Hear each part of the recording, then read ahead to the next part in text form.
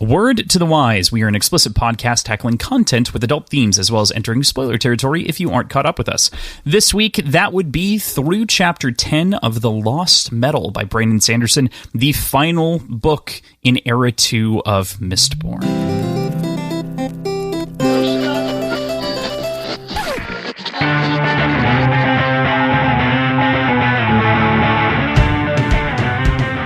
Hey there, this is Cross. And I'm PJ.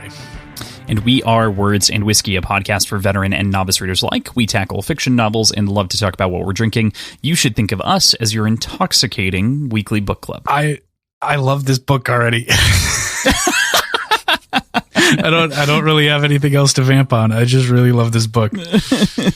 This episode is strictly no vamping, Cool. Well, I'm very excited as well. Today is our first episode, as mentioned, of course, covering The Lost Metal by Brandon Sanderson, and I am very excited to talk about it, talking about the prologue through Chapter 10. So before we get too far ahead of ourselves and start just ushing and gushing all kinds of love all over the place, PJ, tell me what you're drinking. So, I don't have a cocktail today. I do have a pour of Four Roses Single Barrel Select, or a small batch select, small batch select, which is really, really, really nice. But what I want to talk about is the beer that I'm drinking, which is very pretty, and it is called Ants by Forager Brewing Company, out of Rochester, Minnesota. The label, first of all, is gorgeous. I showed you a picture of it before, but it's this like gold foiled black background wrap. A lot of their labels are in a similar vein, but this one just really pretty, of a queen ant, wings and all. But it is a barrel aged stout with cinnamon, vanilla, cocoa, and I think coffee, and ants and chili peppers. Whoa. Yeah. So there's a lot of ingredients going into it. It's inspired off of Mexican mole, but with ants. So I'm going to take a sip of it. It's really, really weird. You don't taste the ants at all. This one's for Ant YouTube. Yeah, this one's for Ant YouTube. Pour one out for Ant YouTube. I don't know if they'd like that. I don't think they will. But everything Forager does is just killer, knockout, especially in the department of their stouts and their barrel aged stouts at that. But just heavy notes of vanilla and chocolate. I don't really get the cocoa, and I don't really get the chili peppers or the cinnamon. That's all kind of lost, but this did just come out of my fridge. I don't get any of the spices at all. Well, so here's the thing with like barrel-aged stouts. You kind of have to drink them at a little bit of a warmer temperature because a lot of those notes can be completely overpowered by some of the heavier ones.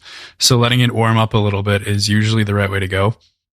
Or keeping it in a temperature-controlled fridge that can keep it a little bit warmer than normal fridge temp. So as this one warms up, I'm sure I'll get some of the spice, but not at the present moment. Yeah, that makes sense. Yum. It's still just like a luxurious, thick stout that you kind of expect from them. It's just delicious. Forager makes great stuff. I've loved, I think, literally everything I've had from Forager. I don't know that I can remember a bad beer within memory. Cool. That's awesome. I do have one. Their Belgian double wasn't great. But okay. I was coming from the brewery that like specialized in Belgian beers, so maybe it was snobbery. That's a fair point. So what are you drinking, Crossland? I settled because we've got kind of a thing after this when we're done that I was going to have I wanted some coffee. And so I was like, well, am I going to drink? Because usually I'll have like tea or like lightly caffeinated tea or whatever. So I just had some of my parents' coffee because I'm dog sitting because it's weak compared to what I usually drink. So it compares with tea. But I figured that there was a great opportunity to make like a coffee driven cocktail. And so I made just like a Caribbean coffee, nothing crazy, rum and Kahlua with, decent, well-brewed coffee. So nice. I want to get into that more. I really want to get into more specialty coffee in general. So if you have any recommendations for I have coffee PJ, I for worked in specialty coffee. I know, but coffee for French press specifically. Sure. And it's really about the grind more than, and then like the flavor that you like, right? Because the extraction method, or a good grinder. I know good grinder is really important. Yeah. Yeah. And I have like a spice grinder, basically. Yeah. Like that style. I understand. And I know that's not ideal. No, right. It totally just obliterates and it doesn't create consistent. It makes extraction really hard because you have different sized chunks and you also can blend it too much and there's all kinds of problems. So. I tend to do that. I have a very heavy hand when it comes to blending things. Fair enough. So I'm even that, but I'll definitely give you a coffee lesson at whatever point. It feels like it's a speculative knowledge just waiting to happen to some degree. But I'm following that up with a stout as well. So just kind of easy drinking coffee cocktail. And then I'm following that up with the It's Always Stout season, episode 2, styled after It's Always Sunny. The subtitle is The Gang Brewed Another Imperial Stout. ... This time with maple syrup, Tahitian vanilla, and coffee from Heist Brewing. Nice. So where's Heist out of? My body says here, but my brain says Asheville.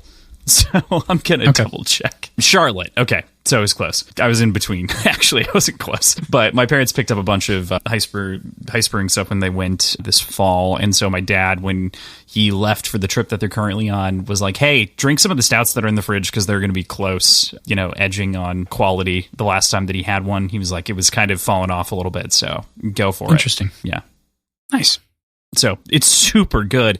I let it warm up a little bit, so I'm getting all of the flavor expression, and it is like the perfect vanilla. I love it. Yeah.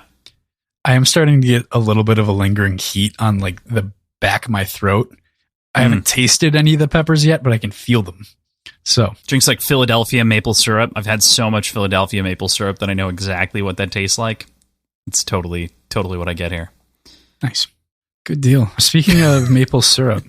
Yeah. When I was at Forager, one that they had and I didn't get, and I kind of wish I would have. They had a beer, I can't remember the name of it, but much like, I want to say it was called Grandma's Got a Gun from Oso Brewing. They replaced the water with maple sap.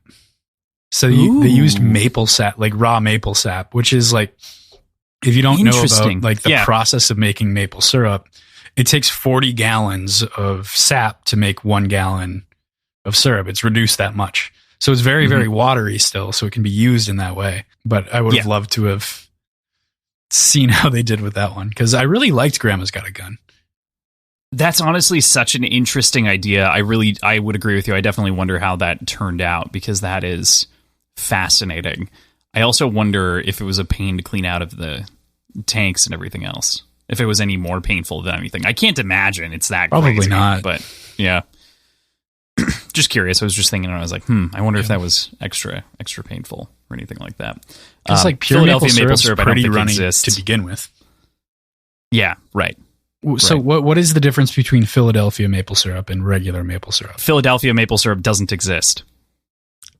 Oh. Gotcha. I was just hoping took that your word for it. No, I was definitely playing into like a stupid Always Sunny style joke of like them making some shit up that isn't real and people believe. It's funny because it actually landed and I didn't expect it to. That's why you laughed after I said cool. Yeah, I know. That's why I was giggling. I was like, "What? you bought that?" I'm sure someone in Philadelphia makes maple syrup, but I'm sure it's just maple syrup. Those Philadelphia maple trees that are starved for any water. Yeah, they're real big Eagles fans too, which means, like, fuck them. Just kidding. Just kidding. All right. So before we talk about the chapters, PJ, how do you feel about this week's reading? How do you feel about The Lost Metal so far?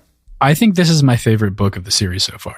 In this like short exposure to it, era 1 and 2, like overall, I feel like this is so well written and tells such a compelling story already that I am like just salivating to dive in farther with it.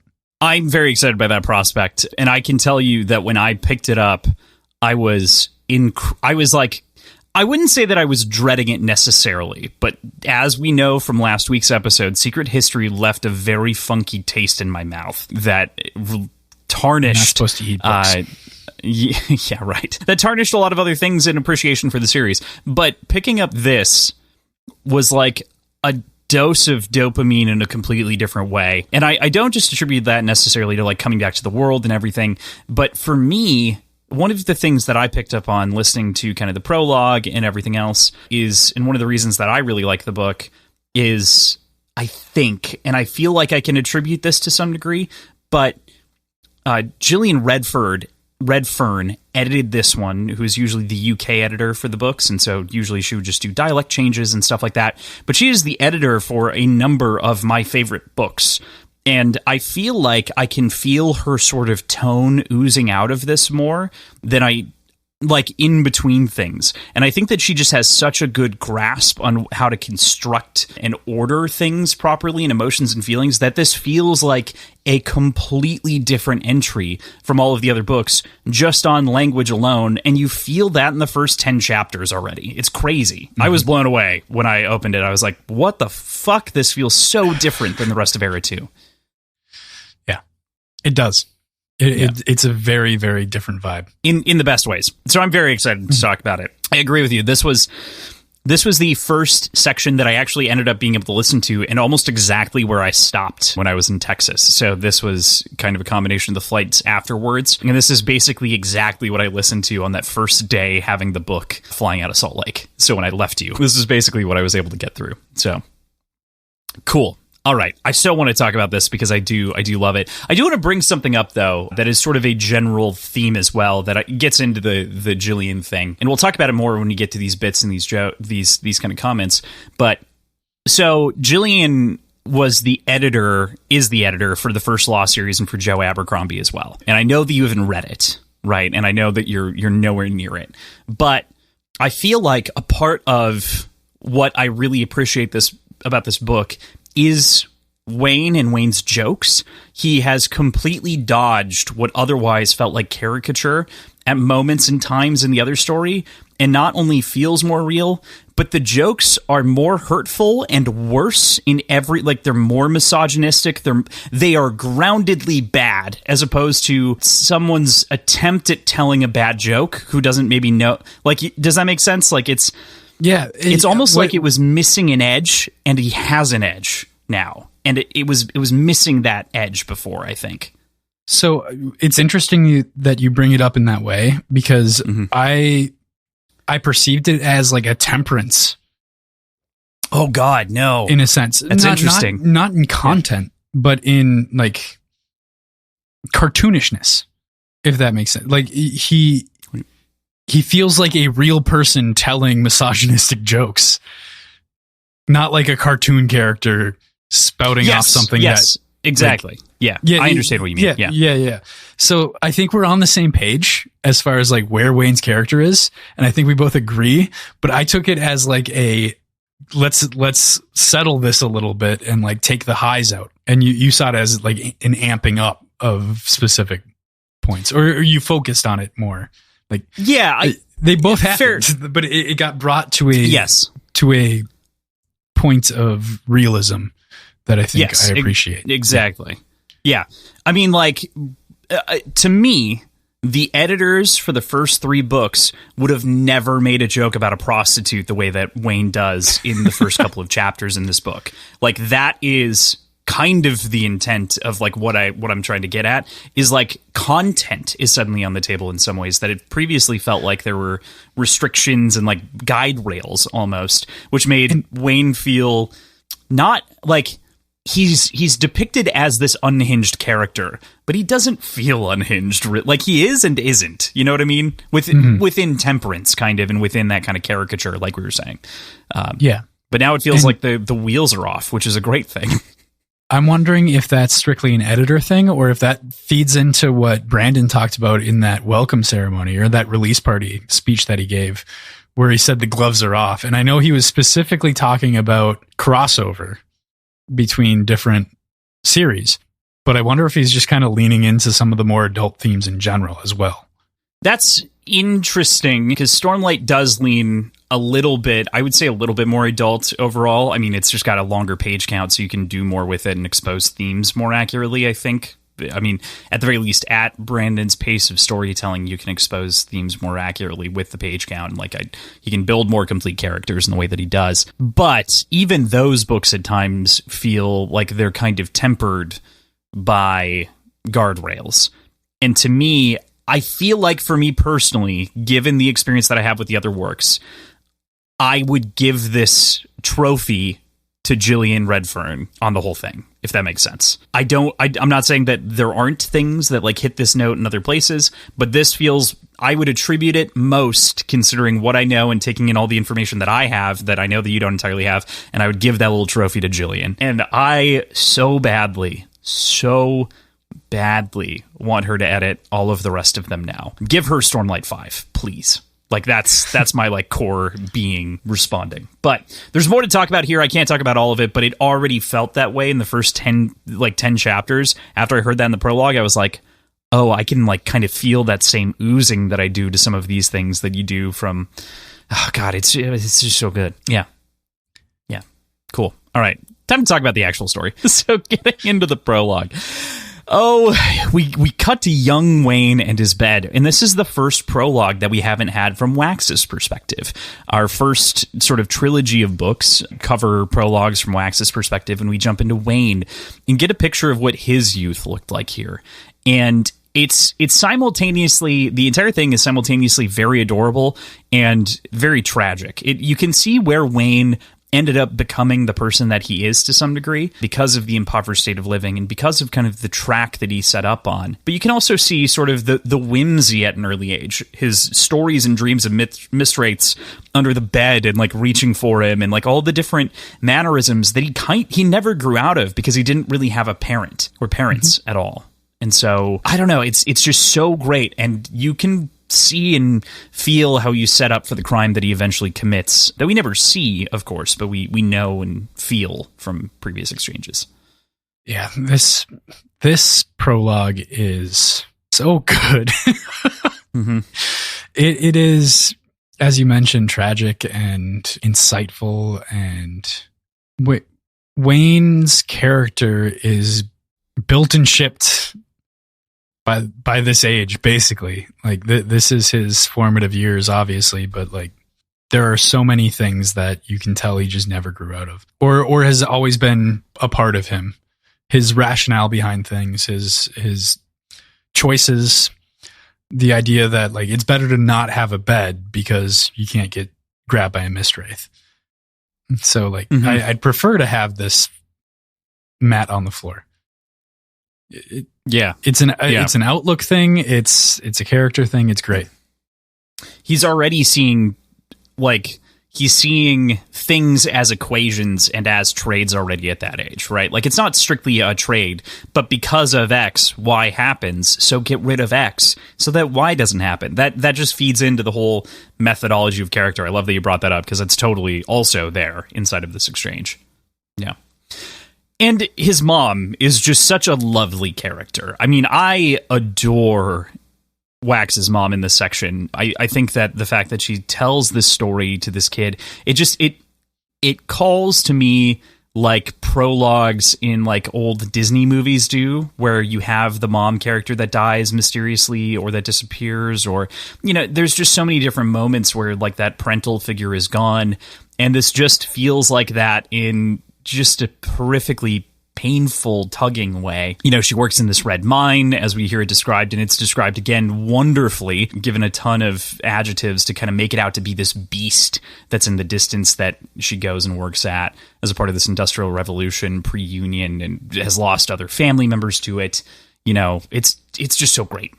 So, tell me, what do you think about the comparisons between this and Red Rising, in that red mine, father figure died in the mine, uncle died in the mine, in the mine.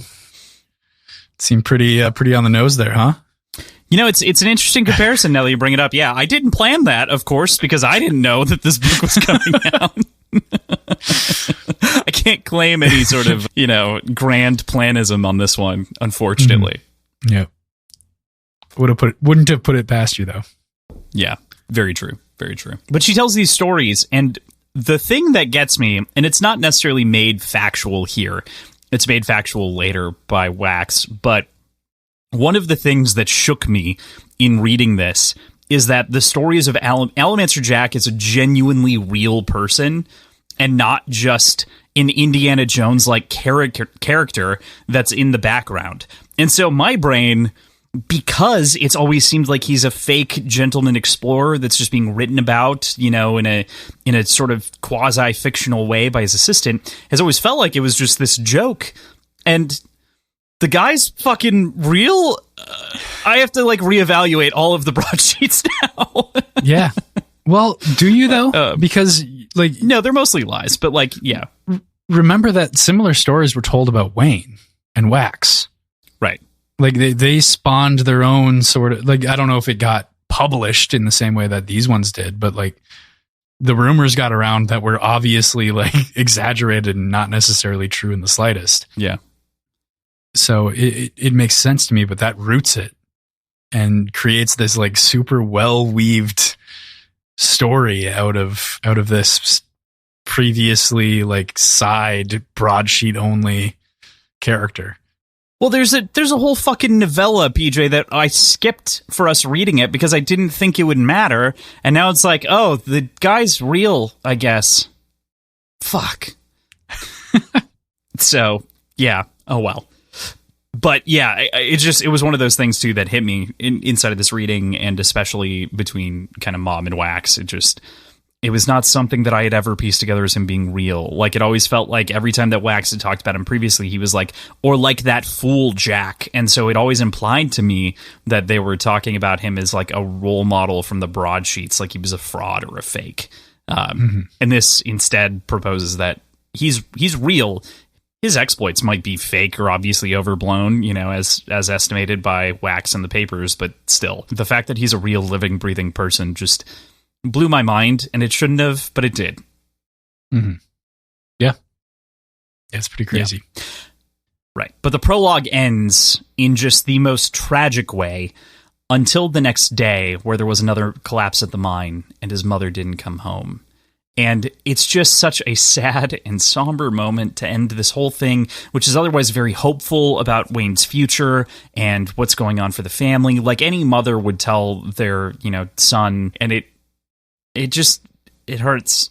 And then it just fills in this part of the backstory that I didn't know that I needed for Wayne, but I love that I have. And it gets to that idea, that core idea of sacrifice for him is a big deal, and keeping people together and not losing people. Yeah, there's just a lot there. There's a ton there, but mostly, why do you keep making me read sad books? Truth be told, PJ, I mean, okay, every book is going to be a little bit sad because they won't make you sad, but I didn't know that this one was going to be sad. I feel like that's going to be my bit for this whole book. It's I didn't know. No, it's very fun. I'm actually, again, I'm really glad that we kind of did this experiment because I'm having a lot of fun with this idea. And obviously it's going to happen again with the next two Red Rising books because, I didn't know what I didn't know in book 5 about what is going to be in book 6. So those better not be sad books. I highly doubt they won't be sad books. I can't imagine.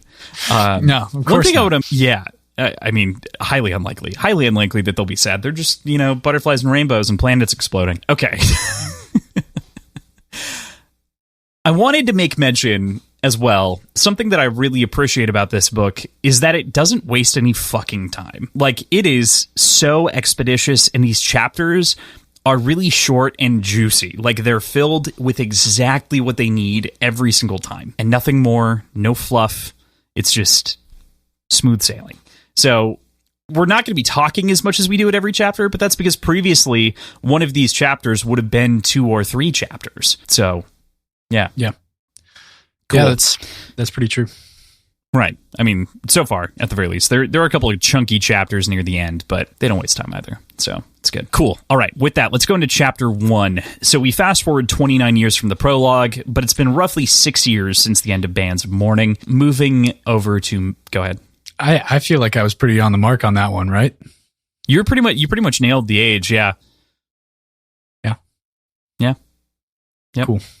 Yeah, so he's like 40 now or so, just shy of 40, 39, I think. I mean the time jump thing. Oh, yes, you did nail the time jump. Yes.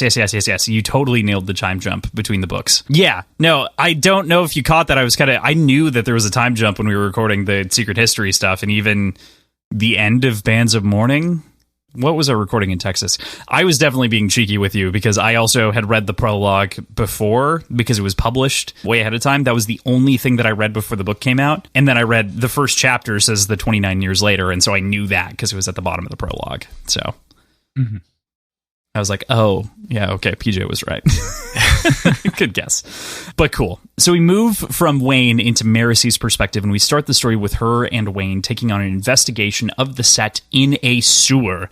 And wow, I gotta say that this moment of the story just takes off. It's wonderful. The voice in this world is just, to me, it's worlds and universes above. The like full voice and tone, I've already said this, I've already praised the prose, feels levels above a lot of the rest of Era 1 and parts of Era 2 for sure, but this book just takes off screaming, and I love that. What'd you make of Wayne and Maricy being the new constable pairing now that they're forward 6 years, and also that they're legit constables to begin with? I mean, obviously Maricy was, but Wayne wasn't. The pairing feels awesome. I mean, they are able to banter back and forth. They work well together. It makes sense to me. And what also makes sense to me is that Wayne would follow this path. After Wax is done as a lawman, Wayne doesn't really, considering his background and what he's done and how he got into everything, like, of course he was going to continue being a lawman. It only makes sense for him. So being brought on to the force in an official capacity, I feel like is the right and natural move. Yeah, it definitely makes sense. And Wax was already at the end of his days to some degree with constableship in Bands of Mourning, so he was out effectively. So made sense after what happened in Shadows. So right, yeah. I really appreciate the pairing. I think it works great. I think it's clear that they've grown together too. In like, again, both Maricy and Wayne feel like just excellent complements to each other, and it feels like we're really getting to explore their characters in more than a almost tertiary required scene, if that makes sense. Like it was like to me, some of Era 2's storytelling could sometimes feel like we need to have this scene, so we're having this scene, not as though the characters were driving towards that scene. This feels like everything is being pushed in a direction from genuine motivation between people. Yeah, and it's really just a note. It is a note, but it's. I agree with it entirely. I feel like it's too early for me to comment on scenes that don't need to exist in this book compared to the others. But you're right. Like that definitely seemed to happen once in a while. Not scenes that didn't need to happen. Scenes that needed to happen that didn't make sense. Yeah, that otherwise, like, we got there without, like, fully knowing why we got there to some degree or how we got there. Motivations are very in line on this one. Yeah, and we talked about this as well at the top when I was talking about kind of the comedy with Wayne. But did you have any other thoughts on sort of the sort of endearing changes to the humor and sort of the way that this is shifted? Anything else that you wanted to point out? I want to make sure that, didn't bury the lead, but kind of buried the lead. So I guess the crux of my point was that Wayne feels like he's having conversations when he's making these jokes and telling these stories that are crude and misogynistic and whatever else they might be. He feels like he's actually giving and taking and being a real fucking human being, as opposed to just bulldozing through the conversation with his comments. Okay, yeah, I see what you're saying. That's also true in its own right. Like he takes note of what Maricy says and how she responds to things and adjusts accordingly. Even if he doesn't agree with it, like he seems to like dial back or kind of pause in space a little bit when she makes an offhanded comment, or not offhanded, or makes an interjection to his punchline or whatever it is. Yeah, a retort. Yeah, any of that. So it felt really good. Yeah, it totally does. It feels great by comparison. That's where I'm coming from when I said that his sort of crudeness was tempered a little bit. Yeah. Not that it's not there and not that it's changed in any way, but that he's actually cognizant of what he's saying and is able to take feedback and respond in kind. Yeah, so I guess kind of the way that I'm thinking about this is it's kind of two-sided, right? And I think our ideas, I think you said this in the beginning, so I'm likely reiterating what you're saying, but our ideas build upon each other, right? Like he is more crude, but also because he is, and more accurately crude in a way that feels real and tangible and not like it's on PG guide rails, if that makes sense, versus... And then on top of that, to like round it out, his jokes are also actually interacting with characters, as opposed to previously Wax mostly just blowing him off and blowing off the joke and like, not responding for the most part. It's genuine interaction and feedback, and then he makes changes and adjustments and is taking in information. Yeah, and I like that you put it on Wax to blow through it, because that is what happens. But my perception of it was that it was just like the joke's there and we get to mull on it and nobody interacts with it. And then the story continues. Up until this point, it's been, oh, Wayne, you jokester, basically. Basically, yeah. And that's, I think, Wax's fault ultimately, versus like correcting some of these behavioral things. He's just been kind of, Wayne is the way that he is, and it's effective, so I don't mess with it, Versus Marcy is like, well, you can let someone know that they're doing something wrong and that they're saying something wrong and incorrect. So in a way, while still liking them. I wonder now if we'll see the same thing if it's Wayne interacting with Wax. It's a good question. Like, is this a writing thing? Is it an editing thing? Or is it a character thing? Great question. Something to pay attention to, I think. All of me attributes the jokes changing, the front end of that equation shifting because of editing for the most part. And maybe Brandon's openness to write more risque jokes and encourage to do so. But part of my brain says that's editing. The other side of it, though, could very well be either. And that's something that we should definitely pay attention to. Yeah. We'll keep that on the radar. Cool. All right. With that, we move into Chapter 2, and we shift to our boy Waxilium Ladrian's perspective, with Saris running down a list of things to prepare for a political engagement in Elendil's Senate. While she's running down her list, including a number of things like the cravat being tied, for getting a kiss on the list, it's clear that things between them have changed and grown dramatically, including the size of their family, as we're introduced to little Maxilium and Tindwyl as well. What do you think of the name Maxilium? So, I know a lot of people were hating on it, and I don't love it, but I don't have any actual feelings about it. I think it sounds so dumb. It's pretty dumb. You're right. Yeah. It's just what? I appreciate that Wax calls him Max. And I feel like that's probably what we'll do going forward. Yeah, I'm not going to call... no promises. Maybe we'll turn this into a drinking game. But if I ever call him Maxilium again, I don't know. We drink. Yeah, I think that's the drinking game. I don't want to do that ever again. So there's your 2 or 3. I just don't like it. I don't like it. It didn't vibe with me. So in the rest of the notes for the rest of this episode, every time he comes up, I'm just like, Max. So, Max. Okay. Why is that bad and Waxilium isn't? Here's the thing. I think it's because we have Waxilium. If he were Maxilium, I think it would have been okay. If Wax was named Max to begin with, it would have been fine, probably. Okay, so what if it was flipped? What if his son was then Wax? I think that would still be bad. However, okay. My mother's name is Billy. It would be like naming me Tilly and thinking that that's cool and thinking that that's a good idea. Like, no. You can't just change a fucking letter and have that be okay. I know some people also inherit names and it's like a family thing, but there's nothing that leads me to believe that anyone else in this world is named Waxilium even to begin with, and I don't think that anyone was named Maxilium before this moment. If his father and they was thought Maxilium? It was cool and hip and trendy. We don't know Wax's father's name, so you could, maybe, perhaps. It's a family name. I don't like it. How many drinks do we have now? Oh, fuck me. It's probably 3. Cheers.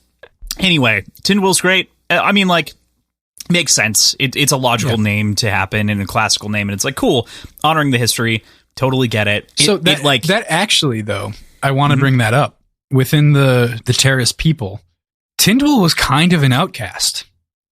She was kind of a rebel.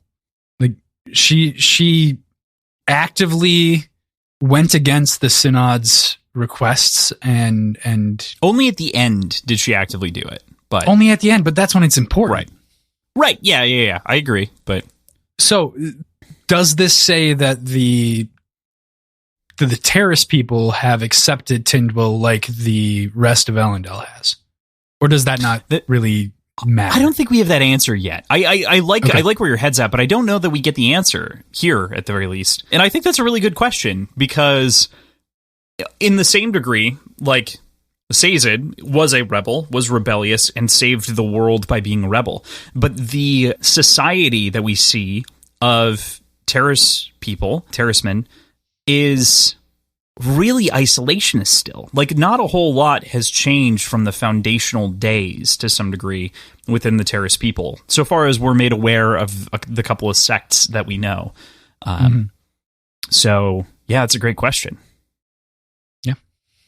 We just don't have an answer. I'm going to look out for that going forward. We'll see. Yeah, that's great. Did you have any other thoughts on the children in general, or the fact that we've introduced a family into the story and what that looks like? I know that I sidetracked to talk about Max's bad last name, or bad back half of his name, but so I don't. Obviously, my exposure, and anybody that's been listening to us from the beginning of Mistborn knows my exposure to Brandon Sanderson's work has been strictly Mistborn and Elantris.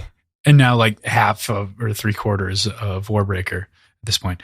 But this is the first time we're really intimately introduced to children other than Elantris's, like, Serene's nephews and nieces. Like, those are the only other, like, actual children that we interact with.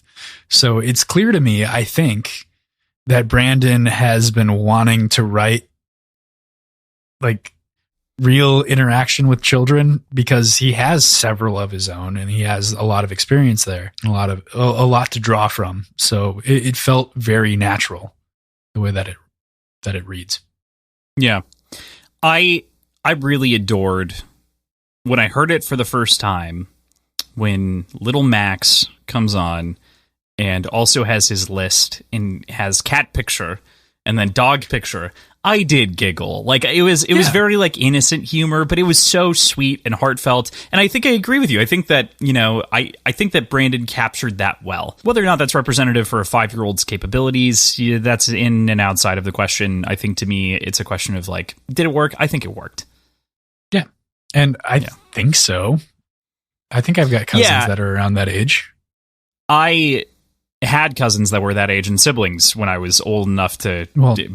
I don't changed remember that shit.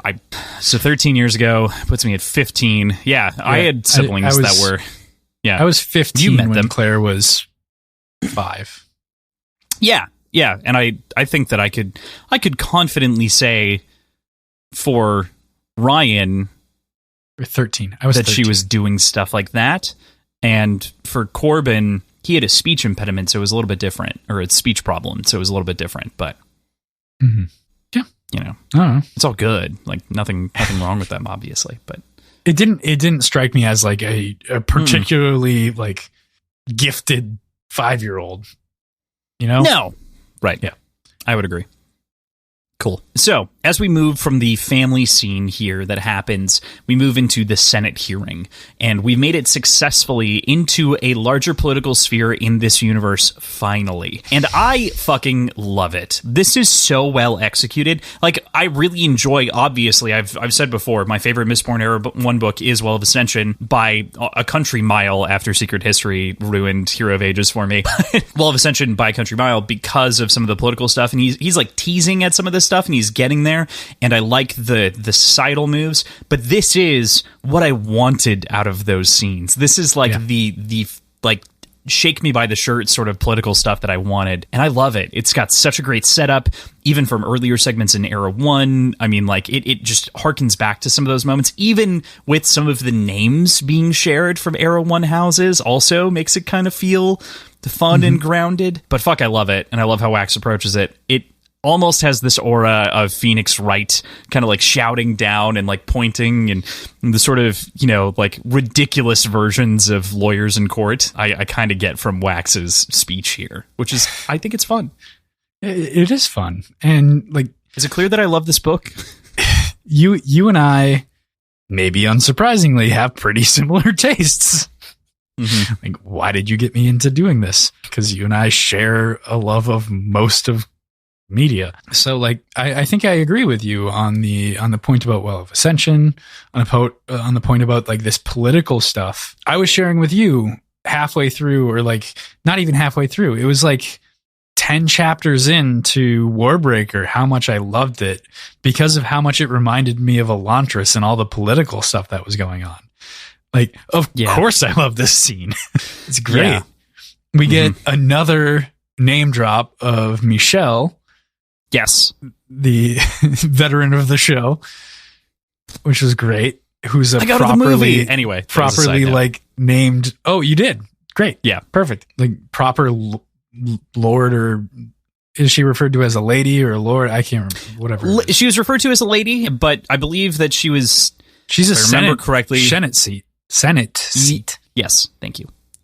Yep. Yeah. I mean, I'd like to agree with you on the Phoenix Wright thing. My exposure to Phoenix Wright is strictly memes. So like it lines up with that, but I don't know if that's indicative, but it sounds like it is. So cool.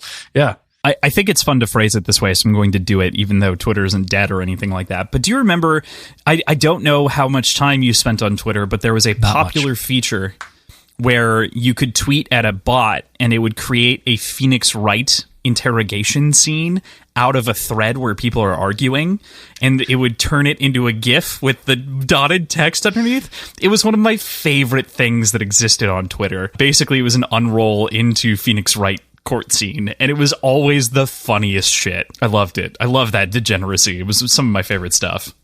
I wish I felt comfortable just publicly sharing things myself. I never did, so I never really used Twitter very much. That's fair. It's fair. Yeah. I feel that. And I got skittish of it at one point, deleted it, and then re-signed up with a new account because I just wanted to get rid of everything that existed from before I was 20, you know? Like, I was like, none of that is any good. Either like I was tweeting lyrics because I was sad. You know, there are all kinds of other things. This is Devil's Cut material for sure. But like, you know, like, I don't know. Anyway, that was one of my favorite parts of Twitter and remains to this day in a year when Twitter doesn't exist. Still active? Yeah, the bot still functions. It is an approved bot. It's a flagged bot intentional, which is the thing that they've had on the platform for like the last year or so. You could declare an account a bot intentionally so that they knew that it was a bot doing specific actions and specific things, and then it would have basically an account icon that was a little robot that would explain to everyone that it was a bot in some way, shape, or form. So for instance, we could have turned, a lot of people do this, but you could turn like a lyric page into a bot page where it just automatically post quotes or whatever for the most part, or like lyrics or whatever. We could have done that. We could have done that. So yeah. Anyway. Yeah. The secret of our Twitter account will remain that way until we decide to say otherwise. We've said it publicly before. Did we? I feel like we held it out. I think we maybe we have to the Patreon. Maybe, yeah. We may have explained that whole full story. Well, maybe that's the next Devil's Cut. We'll see. If you want to know the full story behind our Twitter, subscribe on Patreon. What are you doing? Come on. All right, to kind of get close to the end of this chapter here, what do you make of the other political actors in this scene between Governor Varlance and Lieutenant Governor Atawathwin, as well as the concerns that are going on regarding the roughs in outer cities? I mean, Wax has hunches and they tend to be right. So I'm pretty inclined to believe him and agree with him that there's something suspicious about Atawathwin. Atawathwin?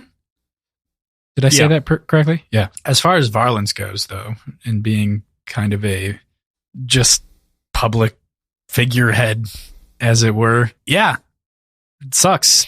Shit sucks, and we should overthrow all government. I mean, especially compared to Aradel. Aradel, was this...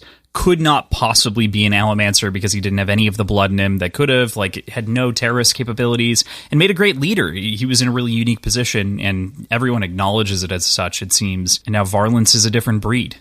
So, yeah, very different. I did want to bring up, I don't remember if I told you this during Secret History. Did I tell you that you were right about Breton being replaced? By Akandra? Yeah. No. No, okay. I eliminated... I'm going to take the drink for it in a second here for the prediction, because I removed the prediction, I think, at some point. But I remembered that it was there, and I was reminded by a different patron to ask if I had ever brought it up, and I hadn't. It is not textually confirmed, but it was confirmed in a word of Brandon, and it feels appropriate because I know that it doesn't pay off to just pay it off now. It was Tensoon that was imitating him when he was acting strangely in those moments. And if there were ever a Secret History 2, it feels very clear that that would probably be something that's explained. So yeah, that would make sense. That's awesome. But he does behave strangely, and you were totally correct. You were 100% correct on your prediction. Everybody pointed out how he's behaving strangely. Yeah, right. Logically, it works out. Cool. All right. Yeah, I love this scene with the vote, especially, and with Atawathwin pulling the strings to sort of hide what happened, I think is huge. Or rather, to continue with the vote and not make the whole thing canceled as Wax wished, right? Is just this juicy bit of politics. Yeah, that's that felt like a canned, prepared plan. Yeah, plan B. Ripcord. Yeah. Mm-hmm. Yeah. Oh, yes. We're totally anti-corruption, so they won't get to vote. But all of the impact of all of their money and anything else that's gone in, no, we're not going to look at that right now. We'll consider it later. We got to get this vote done. It's just what? Okay. If you say so. Cool. I fucking love this chapter. I love this book. Okay. Rounding out Chapter 2, though, is the first broadsheet. Did anything on this broadsheet catch your eye? This is one of the broadsheets that was available at Dragonsteel, by the way, if you would have collected them. I never... This is one of the never got the opportunity to get any clips. So... You know how you got clips? We didn't really have time to do this. You go to the booths, and they give you clips. All of the, booths in the exhibit hall, and we never really stopped and asked or did anything, but we were supposed to get them on purchase. We did from Michelle at the 17th Shard for doing the pins. Mm-hmm. Not enough to buy a broadsheet.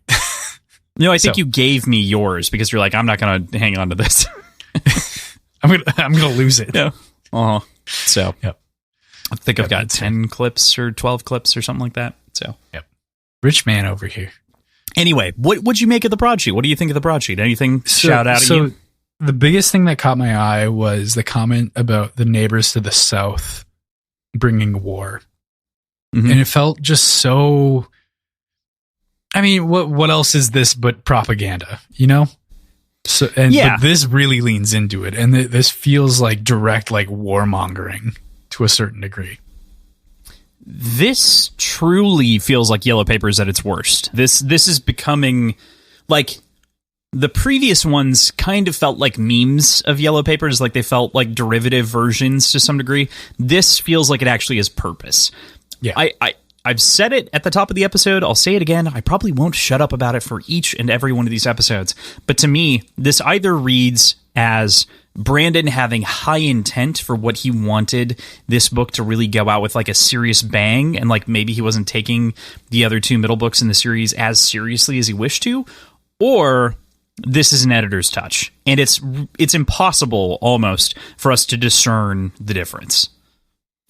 So I guess the way to kind of read into that for yourself, based on a comment also from that like release party speech that he gave, that this is more of like, this is a direct tie-in with Alloy of Law.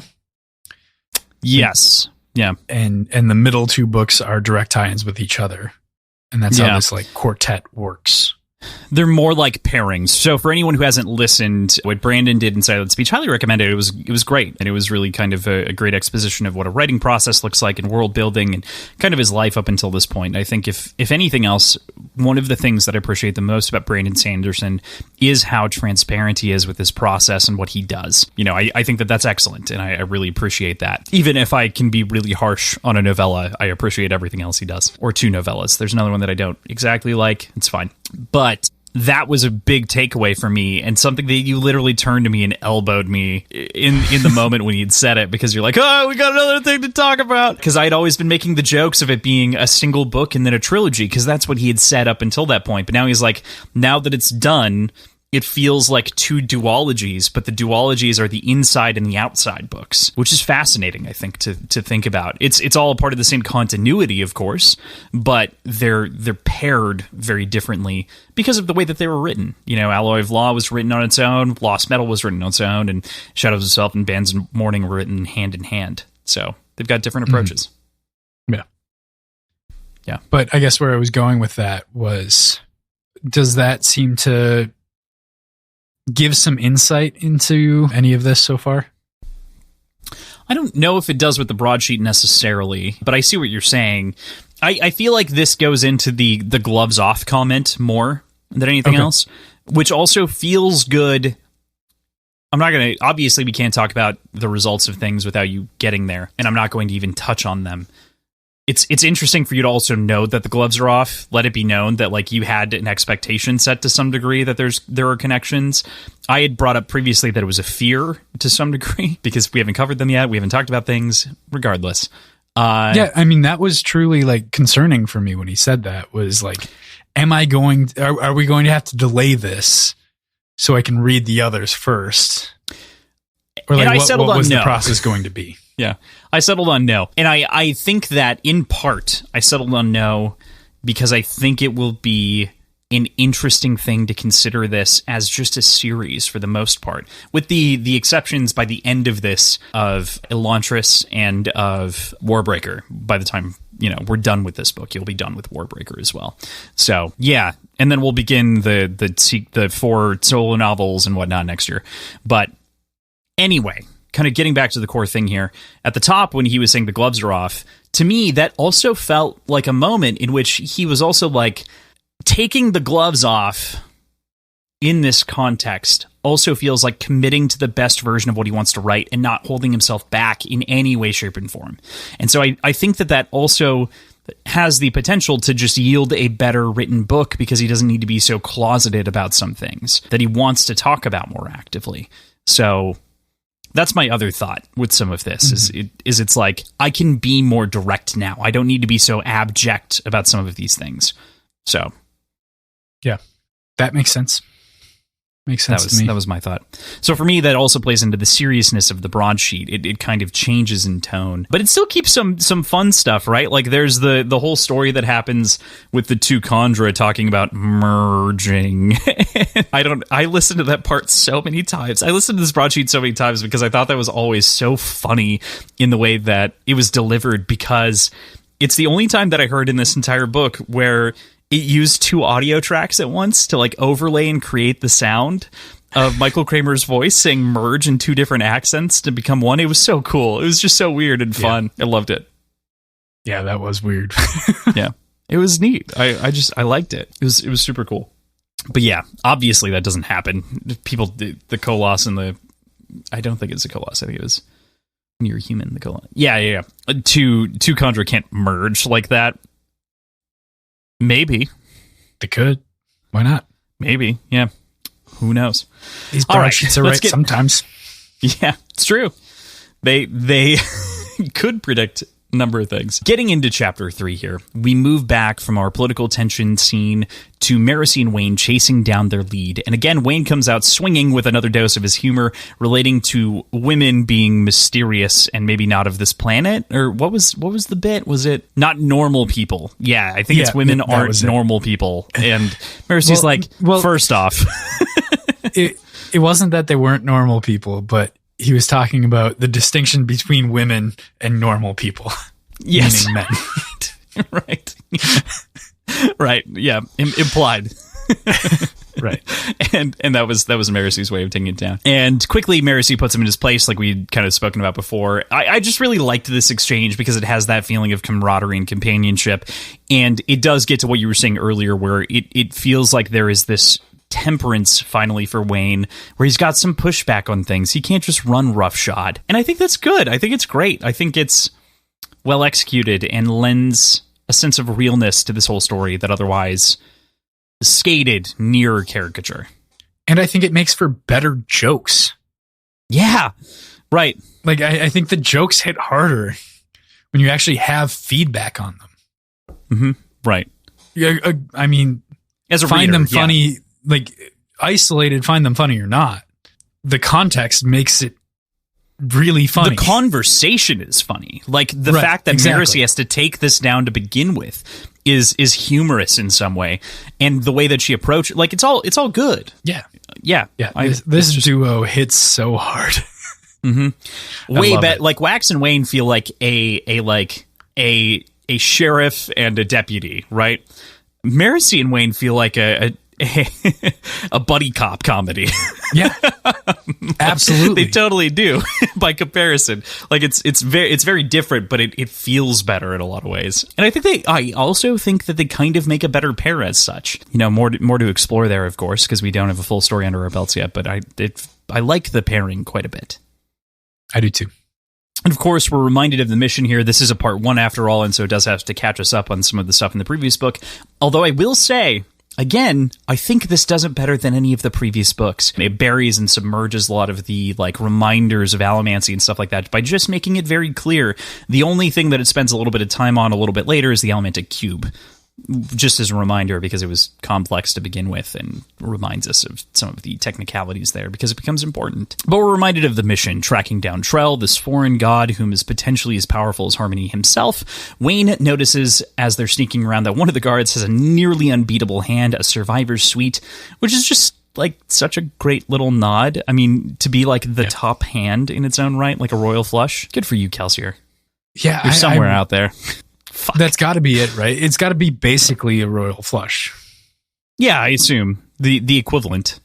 Yeah, but going back to something you said before, nobody is as powerful as Harmony Crossland. How silly of you to say that.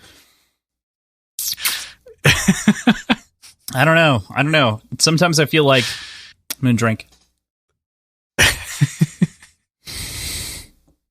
Yeah, sure. Nobody's as powerful as Harmony. I don't. Yeah. Mm-hmm. For sure. Mm-hmm. Mm-hmm. Yeah. Uh-huh. Mm-hmm. A semi-sidebar, a short one, a brief one. I think I spoiled something inside of our secret history chat. Not something crazy, but I think I spoiled something small for one of our listeners. And maybe a couple more than one, but... what'd you say? Specifically about Andal Nauseam. We talked about that before. We had, because it had textually come up at least once before Secret History. So, okay. But, I don't remember saying anything specific about it during that chat. No, that's ideal. We're going to leave that there. Okay, cool. I do a lot of smile and nodding on this show, if you can't tell. That's fair. No, I'm very aware. It comes through so clearly in the edit, all of the smiles and nods and mm-hms that we both do. Okay. So, anyway, moving on from there, I just love that moment where he's like, he's got a perfect hand and no one's going to appreciate it. There's not enough money on this game. Like, it's just kind of, it is another moment that makes Wayne feel like a whole character. It's just great. I mean, so I hadn't even put together that this is probably the moment that made Wayne want to play cards. later on. Yes, entirely. Yeah. He's Okay. like, I want to jump in and play cards with these guys, which is why that happens later. It's so good. Yeah. He's like, oh, they know how to play cards. Like, they're playing cards right now.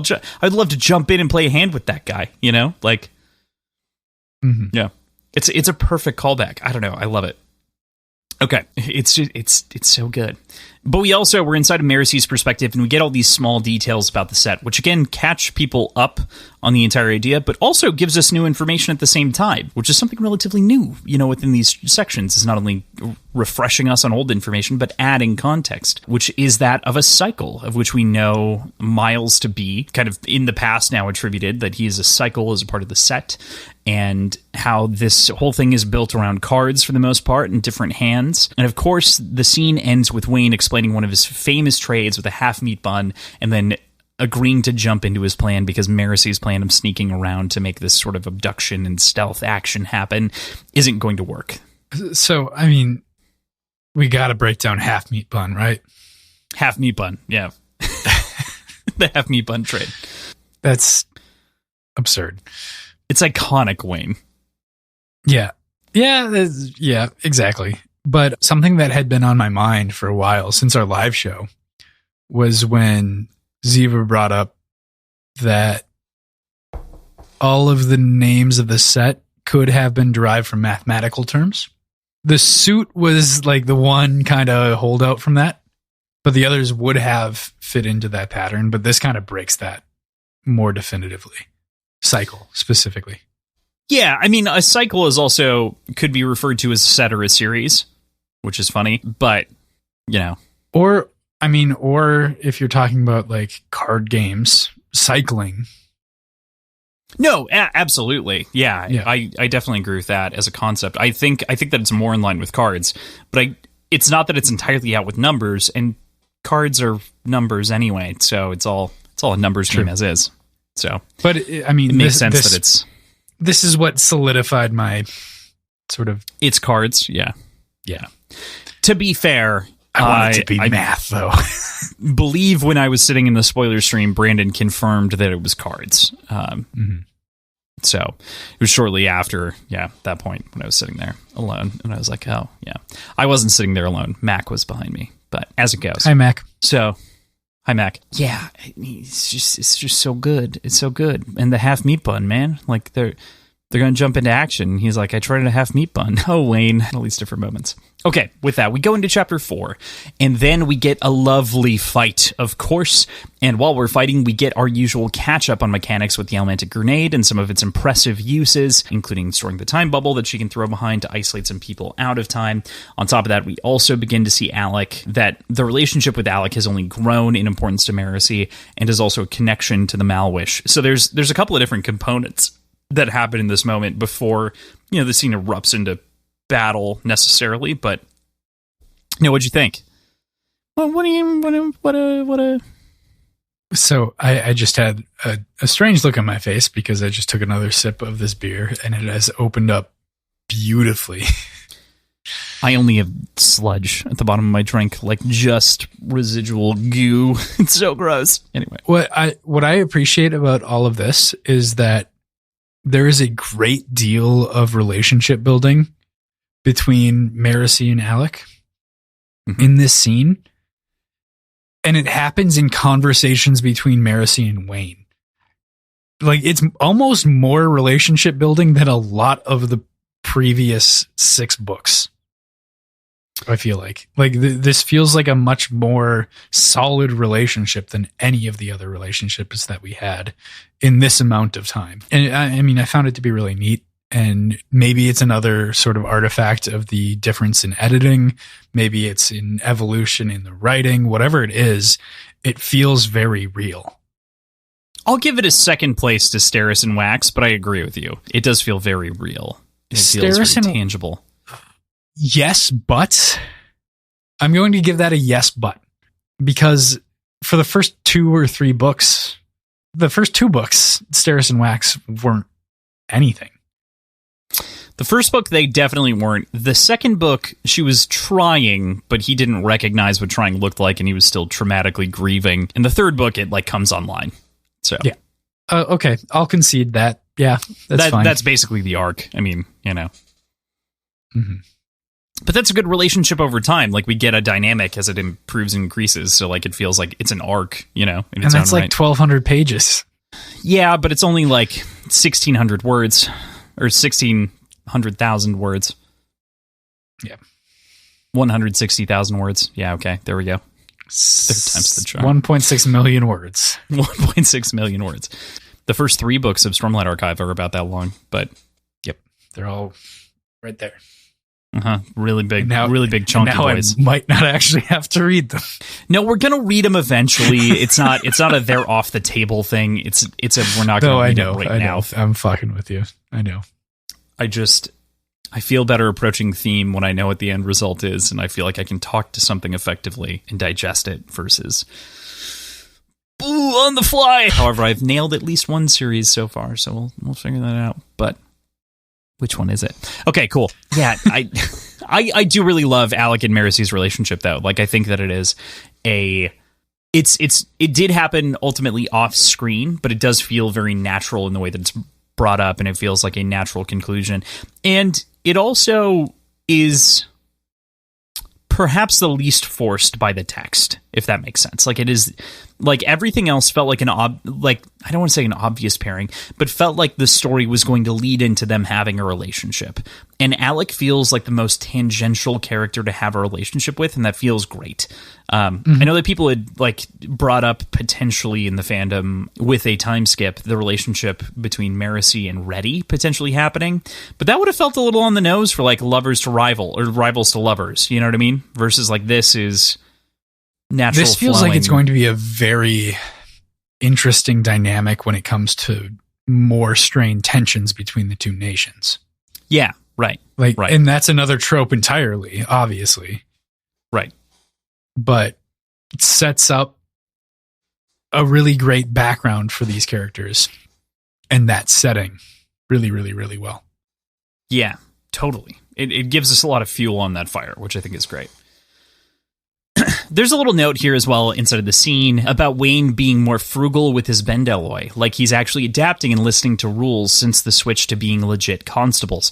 What do you think about this head turn for Wayne and like his sudden sort of shift in responsibility and a little bit less on the side of shenanigans and a little bit more, I mean, not entirely away. He doesn't entirely get rid of them, but he's reduced at the very least. So you call it a head turn, but I don't think I would. I think it makes entire sense. And I think it stays within sort of what we know about Wayne. And that's that he'll kind of live within whatever domain he finds himself in. With Wax, he had essentially unlimited funds and was like, and no oversight into his bend alloy. So like, why would he constrain when and where he uses it? And but he now, did continue to abuse it when he was in the constable's office post Wax. So it's like he did have an adjustment period. He didn't just like fall in line. Well, it's an adjustment. Well, of course. I mean, there's habits to break. Right. Like that's just kind of human nature to begin with. But now it's like a dedicated allocation, like an explicit allocation. And that necessitates frugality and using it sparingly. Like, yeah.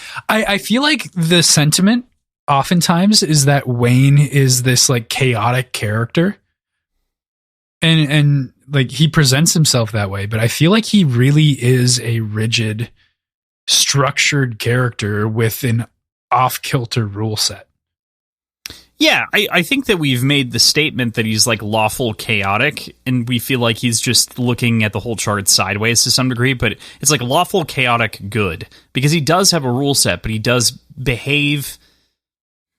There's a good chance that he's lawful good, right? I think he's lawful neutral. Good. There's a good chance that he's lawful good or lawful neutral, but I don't think even neutral. I think he's a lawful good character with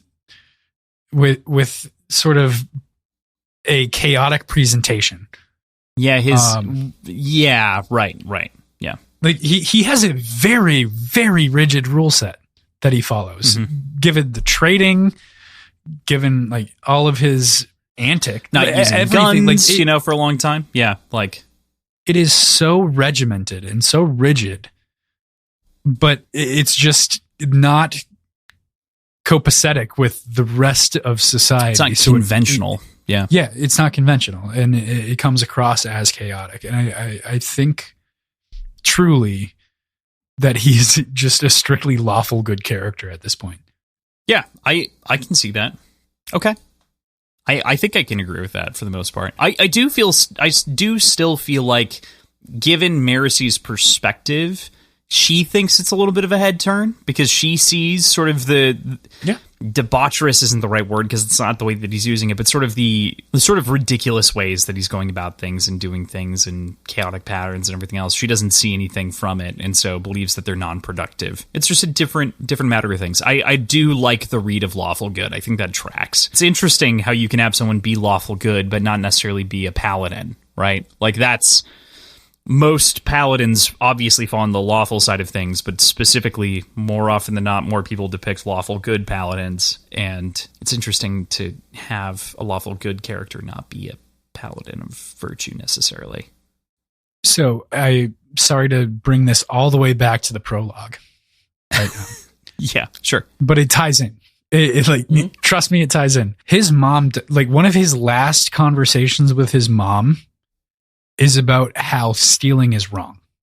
Mm-hmm. Is that when he adopts trading? Because I don't think he traded for the deck of cards that she found on the table. No, yeah, he stole those for sure. He just stole those. Is that the last moment that he steals, quote unquote, something? And then I think there's a good chance. Uses that like last interaction with his mother as a reason for going forward with this sort of trading sentiment. I think that's the idea. Yeah. I think that if it were me and talking about the prologue again, right, I do think that there is that advice not to steal. And at the same time, he's already building those equations. Like I was saying, the X plus like X and Y equals Z. So like get rid of X and then Z won't happen. Duh. You know, if I don't have a bed, miss rates can't get me. So I'm going to sleep on the bedroll. Like, and so I think he just applied that to, okay, if I don't steal, I have to do something else. What do? I trade. And so I give them something whenever I take something. So then it's a give and a take. Like, you got something. Why are you upset? It's a very childish, equation to still be carrying along with him forever. But you can see the foundations of that character in those moments. Right. Yeah. Yeah. Okay. Sorry for the divergence. No, I think it's a worthy divergence in dialogue. So they do have this brief conversation about talking about shots and counting, and like Wayne's like, I can't count that high. She's like, I've seen you count that high when you take shots, and I feel like we have to take a drink for that for Wayne's sake because it's a great joke. Again, great humor at Wayne, about Wayne, not Wayne making a joke, which is excellent. Exactly. Good stuff. So we end the chapter with them splitting, Wayne to take care of the remaining men, and for Maricy to chase after the cycle. After they've dispatched a couple, they reduce the total numbers. You know, they do their usual shindig of breaking people's knees with sticks and, everything else that happens. But again, it all happens very quickly. I think this chapter is on Kindle 6 pages. Do you want to know what the most effective thing to do when you're going into like an obvious fight scene? Split the party. I mean, yes, but what? Split the party? The most obvious thing to do the time. The best thing to do all of the time when confronted with any obstacle is to tackle it individually. Like that's the way that it goes in horror movies, in action movies. Let's split up and deal with it. Scooby-Doo this shit, but yeah. Totally. I like PJ. Did you know that I like this book? Did you? I like this book. Okay, cool. All right. So we go to chapter 5. And we go back to Wax, defeated with the Outer Cities bill having passed. It's interesting to me here, though, that Wax finally has come to terms with something that Maricy had considered in the past, that he can do more good this way by being a politician than by being an individual lawman, because the stakes are significantly higher. He then shares a brief conversation with Steris after kind of talking about this inside of his internal monologue, and this bond is so real and genuine that it warms my heart, man. Like, it's so cool to see the post of this relationship relationship now, having been formed, and we saw the beginnings as it happened over the course of 3 books, but to see the result is just excellent. Yeah.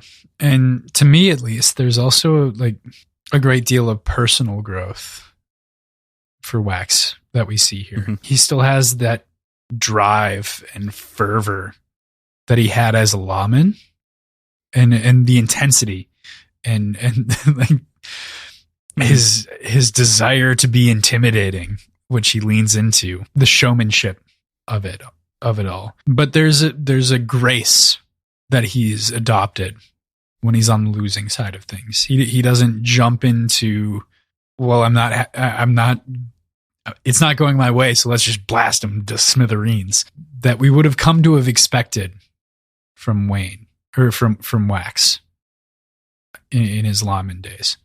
That's been suppressed a little bit. Like there's some lingering internal feelings that we're in his perspective. We know what he's thinking, and we know like when he's thinking about like pulling his gun, but he overall holds himself level in a way that I don't think he would have been capable of before all of this happening.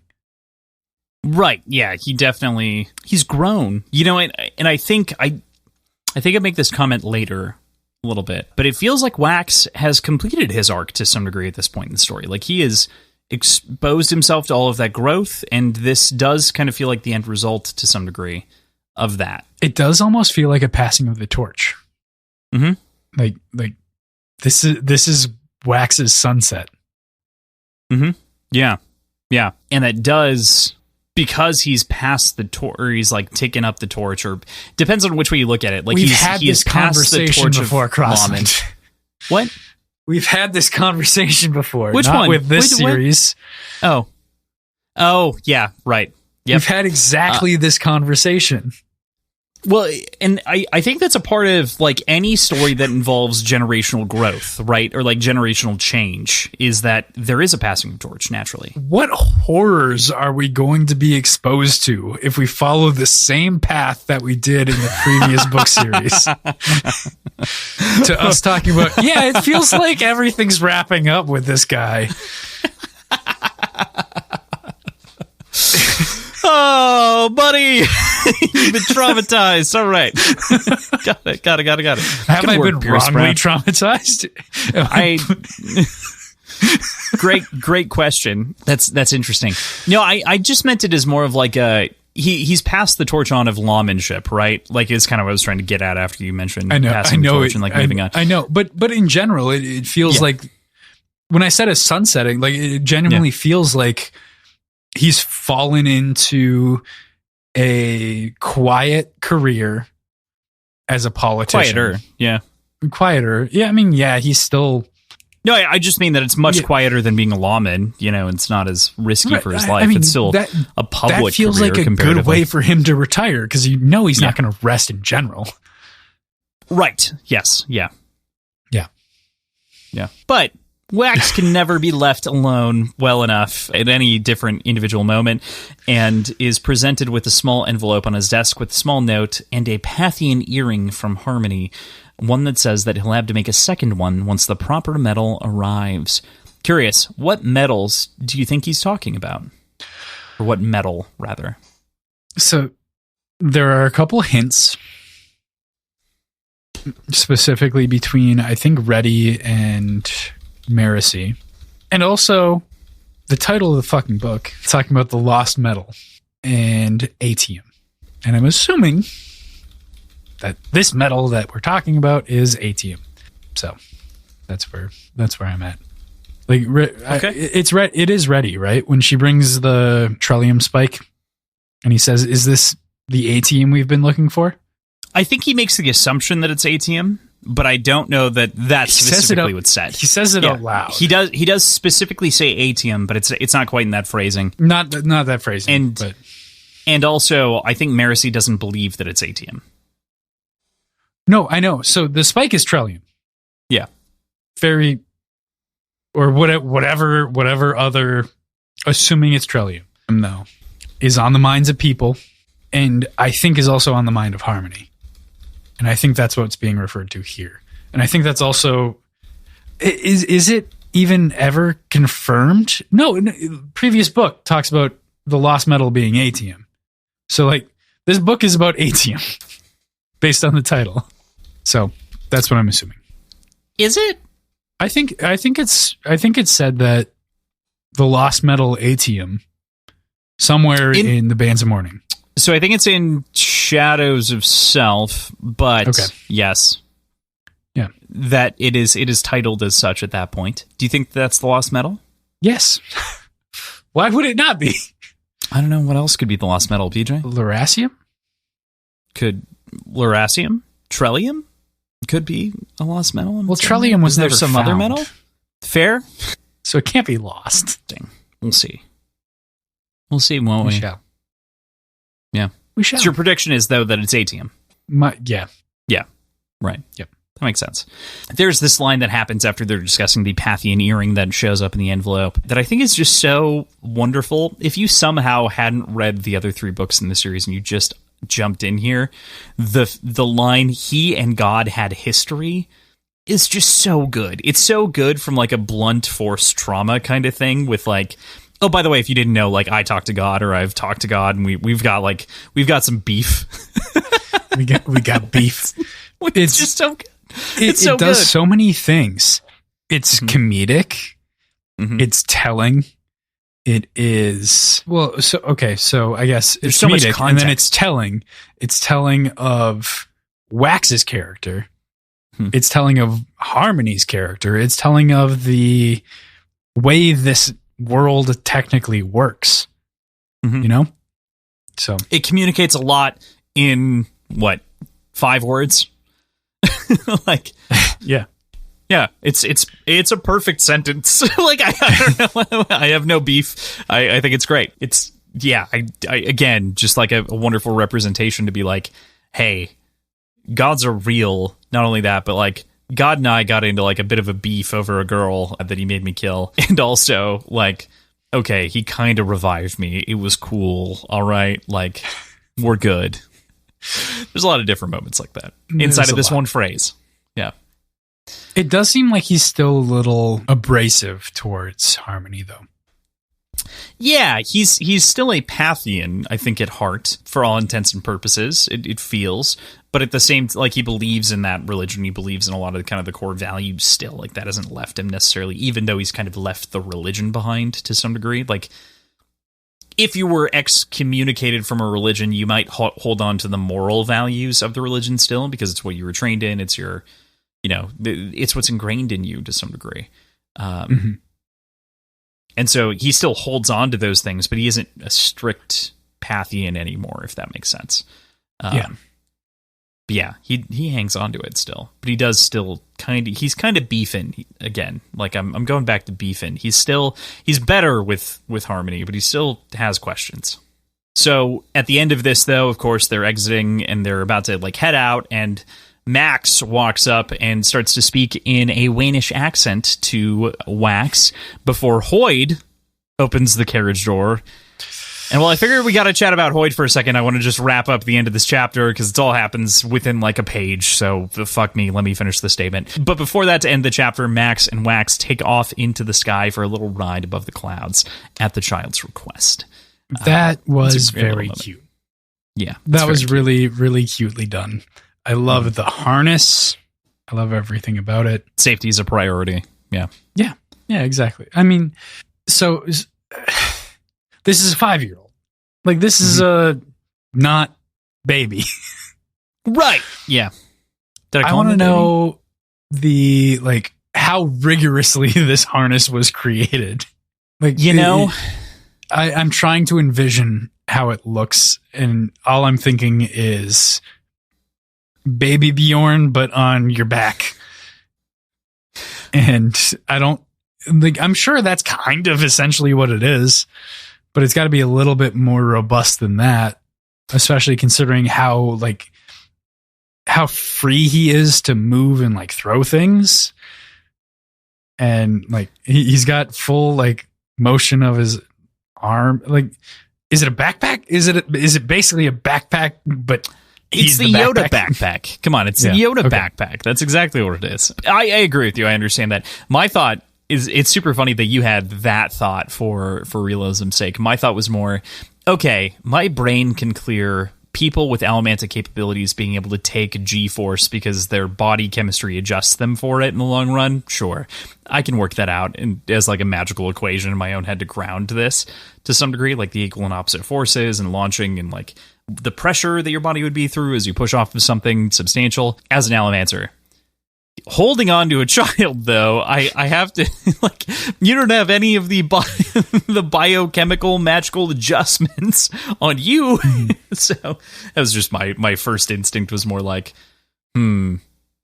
science might say that this was a bad idea in the long run.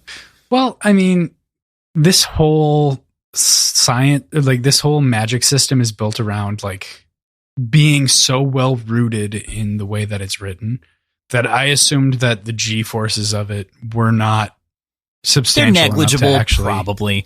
But like, I couldn't help but think about it at some point that it would be so easy to like overshoot it and overdo it. And it's not the Iron Man problem, but you were right. You were kind of getting there. That is kind of where I was leaning. Not to the Iron Man issue, but as close as possible. Yeah, within the fantasy setting. Mm-hmm. Right. I'm not saying he's turning into gelatin on the inside because of the G-force, but you know, I have to think that maybe the brain hit the wall a little bit too hard. Fuck the Avengers. Sorry. Fuck the Joss Whedon Avengers, specifically, for getting into it. Okay, yeah, but Hoyd. Let's talk about Coachman Hoyd. Let's talk about Hoyd. What the fuck is going on? Yeah. Why in the hell? You and I had an entire phone call about this before you left for your vacation. So it was while I was driving to Iowa. You called, or I called you this back. This just doesn't track with me. Like I could give myself the benefit of the doubt, or give this book the benefit of the doubt about like Wax doesn't recognize Hoyd because he was such a short-lived coachman. In Bands of Mourning, specifically. In Bands of Mourning. In Bands of Mourning when he's the beggar and he gives him the coin. With the same fucking name, first of all. Whatever. This doesn't make sense. To just suddenly go forward with having another coachman who's the same guy that was already a coachman, who is also the beggar, who is Hoyd, to go unrecognized. Like, I don't get it. So I think that it's fair to say that Shadows of Self Hoyd, which is the coachman, I believe it's Shadows of Self, is the same as this Hoyd. I think that there's a disguise that Hoyd adopts in... But he uses his name. What's up? He uses his name. He does. But could Hoyd be maybe a kind of... a not crazy abnormal name? We've never met anyone else named Hoyd, so like it's, you know, not something that I can firmly say, you know, versus like Tindwyl is based in history. But we know from the intro of Alloy of Law that Wax is pretty darn good with picking out physical characteristics of people and recognizing them. Mm-hmm. What up? What up? Fair. Yeah, that's definitely a thing. Yeah, I agree with you. If there's any single plot hole in this book that my brain picked up when I read this the first time, I was like, PJ's immediately going to beef with that. Like, that was my first thought. And then I called you about it. Yeah. And then when you read it, you called me about it. And I was like, I'm not shocked. I predicted this. I immediately called you. Yeah. I was like, yeah, no, you were, especially if you think about it too hard and close. Yeah, that's a little too on the nose, too little. Yeah. When we talk about we know contextually that Hoyd witnessed with Chris and Nosh the death of the prime god. Ooh, no, that's not true. Chris knows that he witnessed it. Chris was not there, and Naj was not there. She says he was there with us. It's not that he was there with us. He was there with them. Sorry, Laris says that. Laris says that he was there with us. Okay. Chris and Naj. I thought it was Chris that said that. No. That was Laris. Okay. Yeah. So he is as old as the shards. he was, I don't think even his age comes into play with it. I mean, obviously that's part of it, but the fact that he was there, is that part of like an imbuement of power? Whatever it might be, like, is that a side effect of him being present, but not technically one of the shards? Not one of the shard holders. Okay. The secret sits behind you. I know it does. But, yeah. Are we ready to continue on? We still don't have those answers, PJ, to some degree. There's no perfect answer on Hoyd yet. He is meant to be a central mystery. And everyone is still unraveling Hoyd. It's worth pointing out, though, and maybe it makes sense to mention this here. This is, to date, as a novel, the latest entry in the Cosmere, meaning the furthest on the timeline. So this actually happens after all of the Stormlight books, technically, by chronology. Okay. Good to know. And timeline. Not that like strictly matters necessarily, but it's an interesting thing to consider is that, like, obviously this is universal. It would be like skipping the Thor movies to some degree and then adding them in and like adding that context to some degree. Not that the context that you would gain in this moment would be on Hoyd exclusively up until this point, and maybe some like general universal rules, but you know. Gotcha. Okay. Cool. So cool. Sounds good. Yeah. It's so cute that they get to launch off into the sky, and then Hoyd in the carriage, of course, like we said. So it's a great end to a chapter. It is. It's interesting, though. This is the only time that I don't think Hoyd's been overly mysterious. He's very direct. He's just a fucking coachman. Like he's just like, yeah, sure, I'll drive you where you want. That's the case in Shadows of Self as well. There's no real conversation with him. Just there's no ulterior motive. Although I think Wayne has a conversation with him on the outside, but we never hear it. Like it's Wayne chats with Hoyd, but we never hear the chat with Hoyd. Right. That's another Secret History 2 thing, I'm sure. It would make for a decent Secret History 2 thing to hear that conversation, I think. I think Secret History 2, from Hoyd's perspective, at the very least for some of the chapters, would make sense. Because he is here a lot.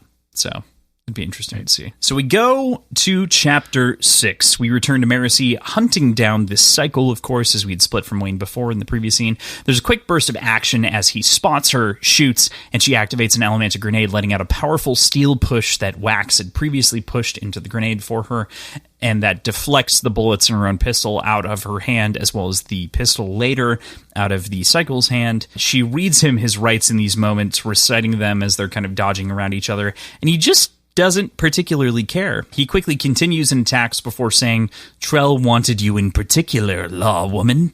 And yeah, I mean, again, we're describing for this chapter mostly an action sequence, but that particular biting phrase begins to lay the groundwork for what is Trell.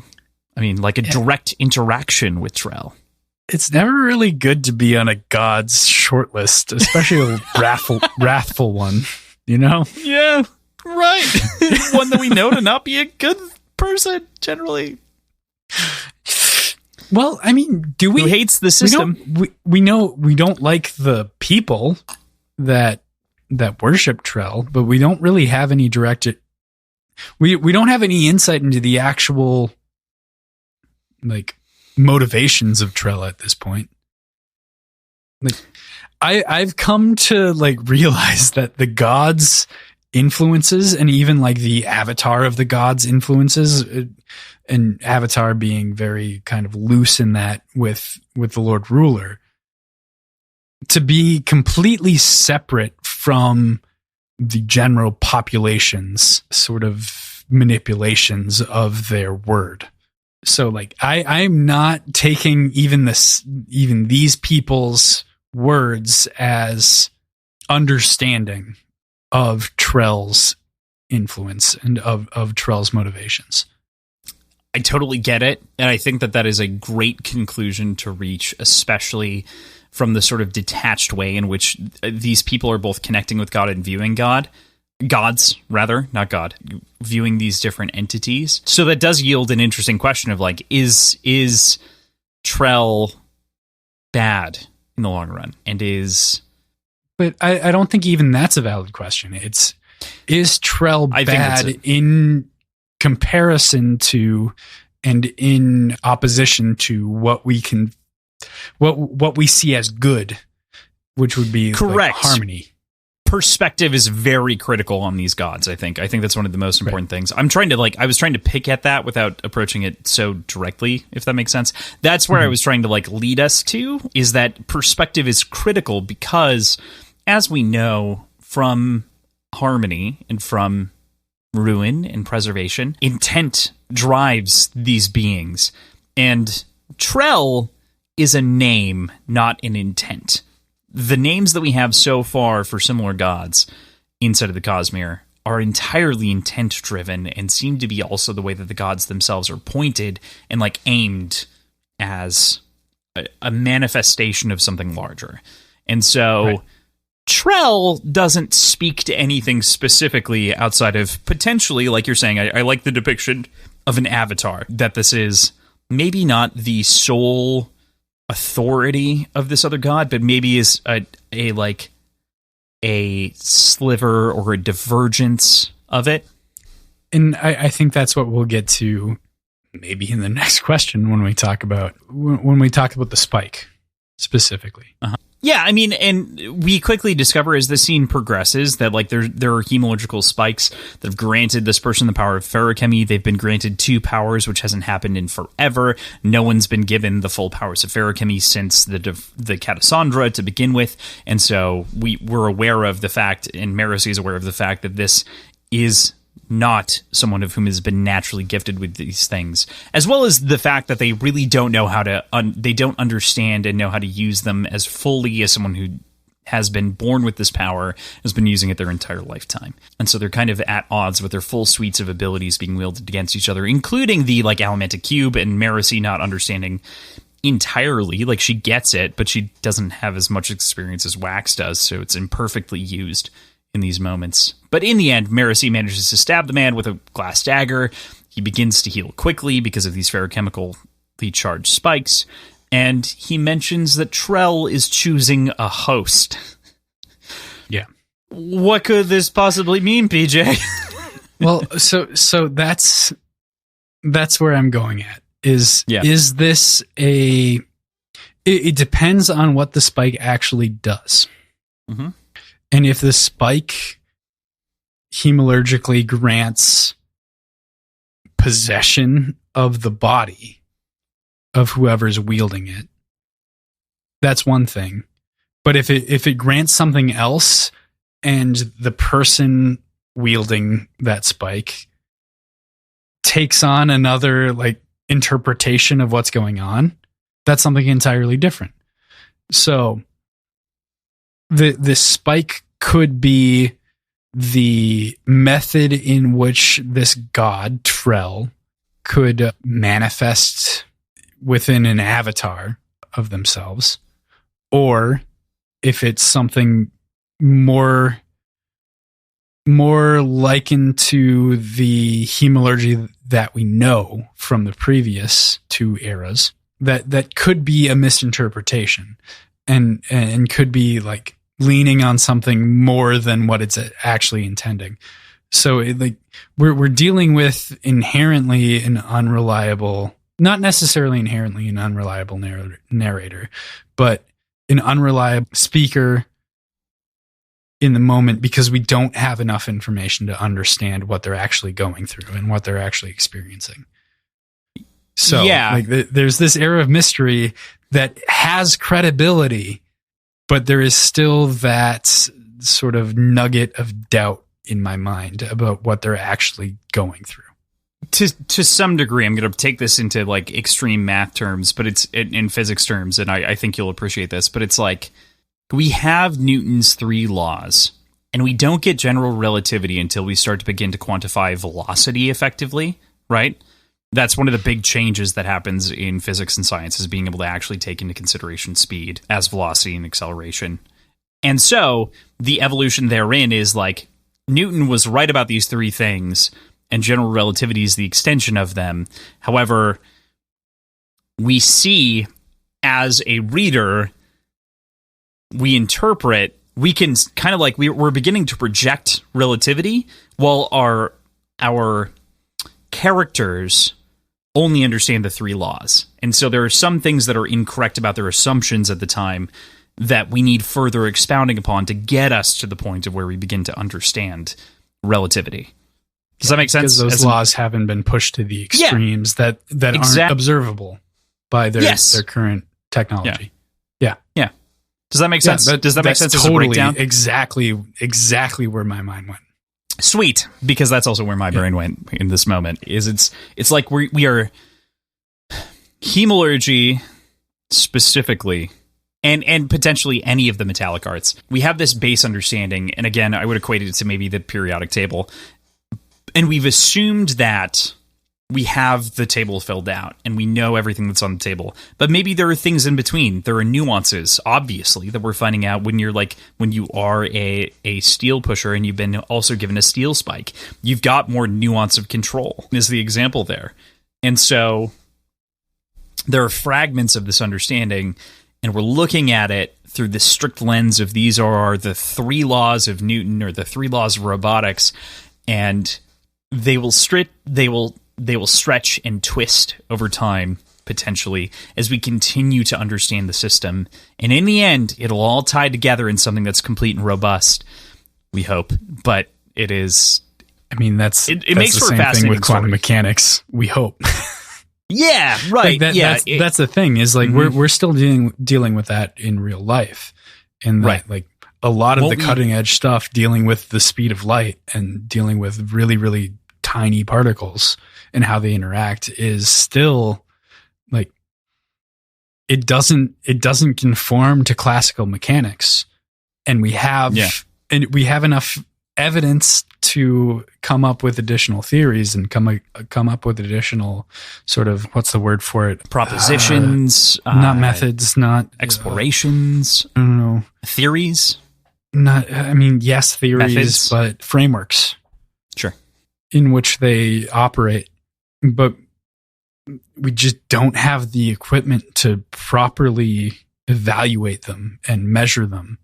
And that is what so fascinates me about physics, is that it is truly still an ongoing, evolving field. But that's also exactly what will get us into proper space travel, are these like far-fetched theories about light and about speed and about objects and how they interact. Right. And so what Brandon has done, as we begin to understand it, we start to see these things unfold, is he's laying that foundation for his own system in which space travel in the way that you're imagining it is explainable, right? Between the three realms, between these different magic systems, between these different important components to realmatic theory, of which is its own basis of physics. You know, if we talk about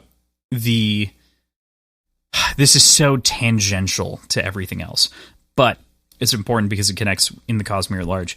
The benefit in like the gross thing, and gross meaning collective thing, that happens with Cosmere at large is that for fantasy, it is showing that there are other ways to build a world beyond Tolkien's basis of language, which was the foundational element in which he used to unite a world and to give a common sense to everything. And so he used language. And in the same way, Brandon is using his own version of magical physics, effectively.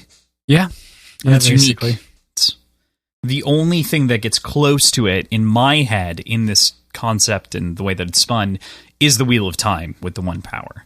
But we're probably never reading that on the podcast. It would take too long. It's fine by me. Yeah, but it's great. I would recommend it. You can read it whenever the fuck you want. Yeah, you can read it whenever you want. Okay. If you want to read some, fucking do it. We'll talk about it. I would love to talk about it, but we don't need to like. Should I read it before watching the show? No, I don't think you need to. You could do it either way. The first season of the show is basically, it's a collection. Their goal with the show is to cover it in less time than the books take, because the first three books are kind of a riff on the Lord of the Rings presentation style. And so they basically they're turning the first three books into basically the first 2 seasons plus some bits from book 4 and 5 that they're taking in because some characters leave, and they're like kind of mashing it all together. So okay. And then in post, they'll like wind out the final books as it should be. But gotcha. Because like there are character arcs that technically happen on it's tough to explain. There are so many words in the Wheel of Time that again, getting back to the core point here, I really love the way that this world is so heavily grounded in this sort of, using a phrase from This Week in Discussions, this is a hard fantasy world, meaning that it is well defined by a system of rules, being it physics, being it religion, being it some sort of foundational aspect that guides the world from its beginning to end. And there's something that it has to adhere to from scope, and there's nothing soft necessarily immediately about the world. And I love this sort of basis of physics, but it does at the same time make it really tough to talk about this stuff, because you and I theorize about this and we're stuck in the same like lens as the characters, and we're never going to know until Brandon winds up being done with this, and then we'll have the answer. So in 30 years, we'll be able to have a firm conclusion on it, and it will seem genius and revolutionary, but that's 30 years from now. Yeah. Like that's my like core, my brain fog with this whole thing is like, it's going to take so long to get to the end of this to some degree, if we think of it all as the Cosmere as opposed to these isolated stories and worlds and universes. So, yeah that makes sense. That was a really long way to talk about the avatars of Trillium, the in-betweens, but I think it was all good. So, Marasi manages to down the man with 3 rapid-fire shots to his skull right before he gets to her, and when she gets to the bottom of the cycle, she finds a set of 4 spikes when she's kind of exploring that corpse. When she reaches for them, the cycles... What's that? A set, you say? Yeah, a set of 4 spikes. Good one.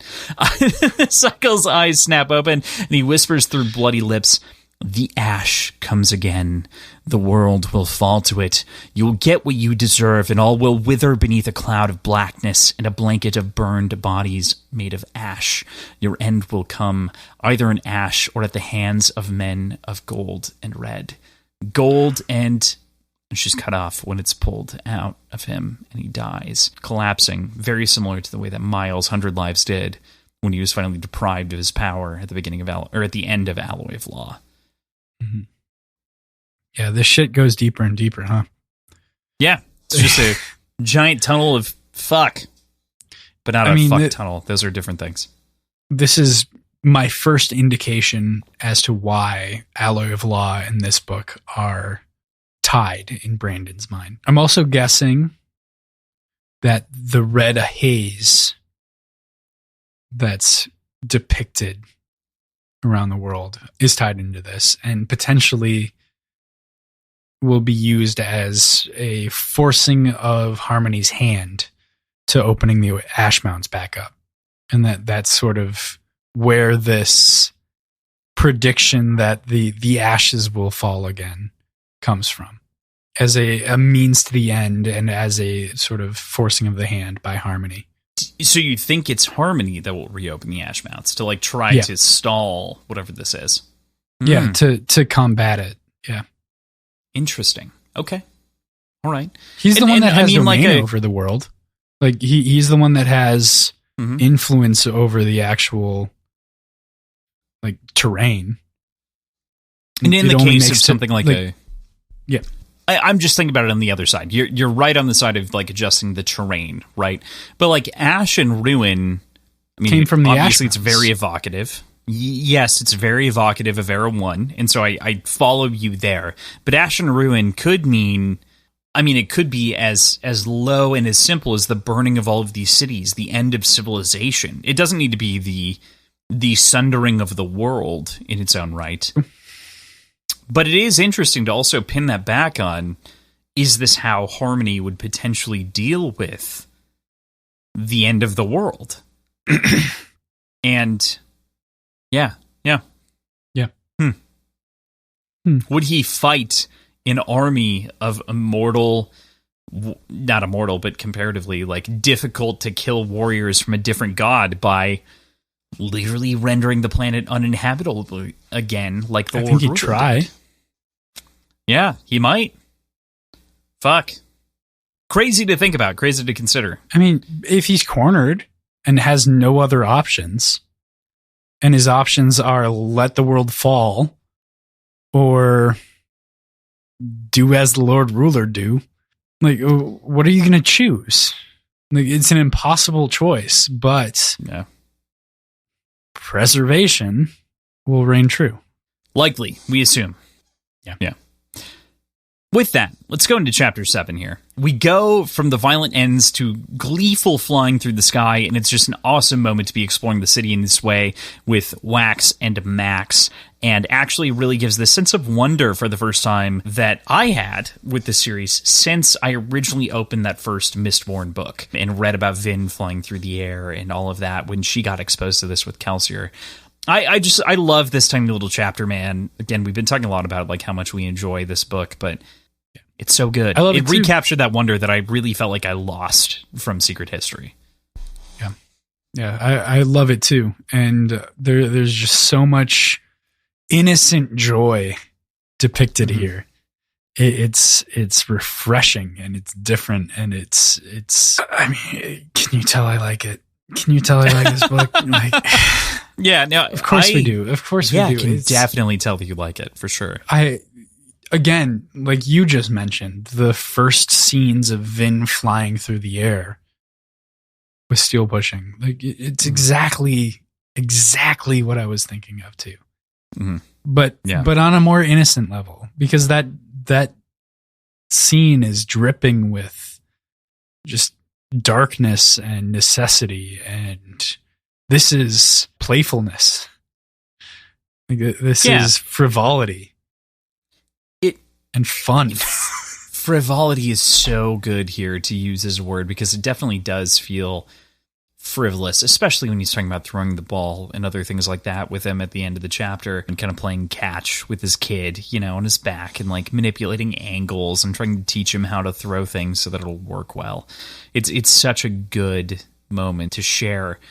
But also, this chapter focuses inward on Wax, right? So there's both this like very sweet, wholesome component that happens that does feel like it recaptures some of that joy that we had in the original Mistborn book. But then on top of that, it also, as I talked about earlier, it feels like it attempts to make it clear to us that like Wax has overcome the grief that really sat with him for the original trilogy. Like he has moved past it in big ways. He's not, it's not as though it's all gone necessarily. He still thinks about Lessie, but he doesn't feel that same blanket of weight on him. Yeah, that's true. And what we talked about earlier, I think, comes into play here regarding his interaction with the Senate and how he's kind of grown. Yeah, and his interactions are much more grounded and well thought out. And I'm curious, and I suspect that fatherhood in general has impacted his outlook on much more than just these fatherly duties. Yeah, it had to. Of course it had to. Yeah, right. But I want to jump back to the previous comment earlier about frivolity. And is it jaded of us? And is it kind of an artifact of our outlook of this story to call that interaction frivolous? Or is it just proper child rearing and just the way that you should interact with children? And is it fair to call that frivolous? I love that. That's so hard for me to I don't think there's a solid answer, but I do think that my brain originally, as you said, it was well, I think it's frivolous if you consider it versus the time that Wax could be spending on trying to correct the political things. And there's only so much of that you can do though. And you need to balance your life. And the reality is that as opposed to having an unbalanced life in which Wax would spend all of his time talking with compatriots, trying to move the needle on different objects, being the whip for some degree of his. There's no parties necessarily, but of his group of the consortium that likely agrees with him. He instead can also be a father. So we attribute frivolous because of the story, like you said. But I think Old Wax would have called this frivolous as well, which is why it also brings up the history and the grief that he's moved past in these moments. Yeah. Great point. Love that. Yeah. Okay. Cool. Sorry to backtrack. No, I don't think I don't think PJ, that was a brilliant backtrack. No one gives a shit if it's really smart. It's only if it's a dumb one. That's a rare showing for me, I think, at this point. Oh, no. You're good. But they end the chapter playing catch in this sort of, as we've mentioned, frivolous and also maybe ultimately necessary exercise. It just feels so good when a vessel, as they're playing this catch, Wax sees a vessel begin to arrive as this Malwish ship comes up in the distance. And we move as this pair begins to find out what's going on and why this Malwish ship is here to begin with. We'll get back to that in Chapter 9, though. More tech. PJ wants stuff. I want stuff. I want objects. Give me the objects. Okay, cool. So we move on to Chapter 8, and we move back to Marcy having collected the spikes, and she approaches Wayne, of whom, had previously split off from the group and was doing his own thing to make sure that he takes care of the guards, and he's tied them up and is playing cards with them. But they're tied up, so they can't play cards, so he's playing their hands for them. And this is honestly, to me, it's a hysterical scene that he also refuses to cheat, despite playing their hands for them. It just feels so good and so rewarding from Wayne's perspective.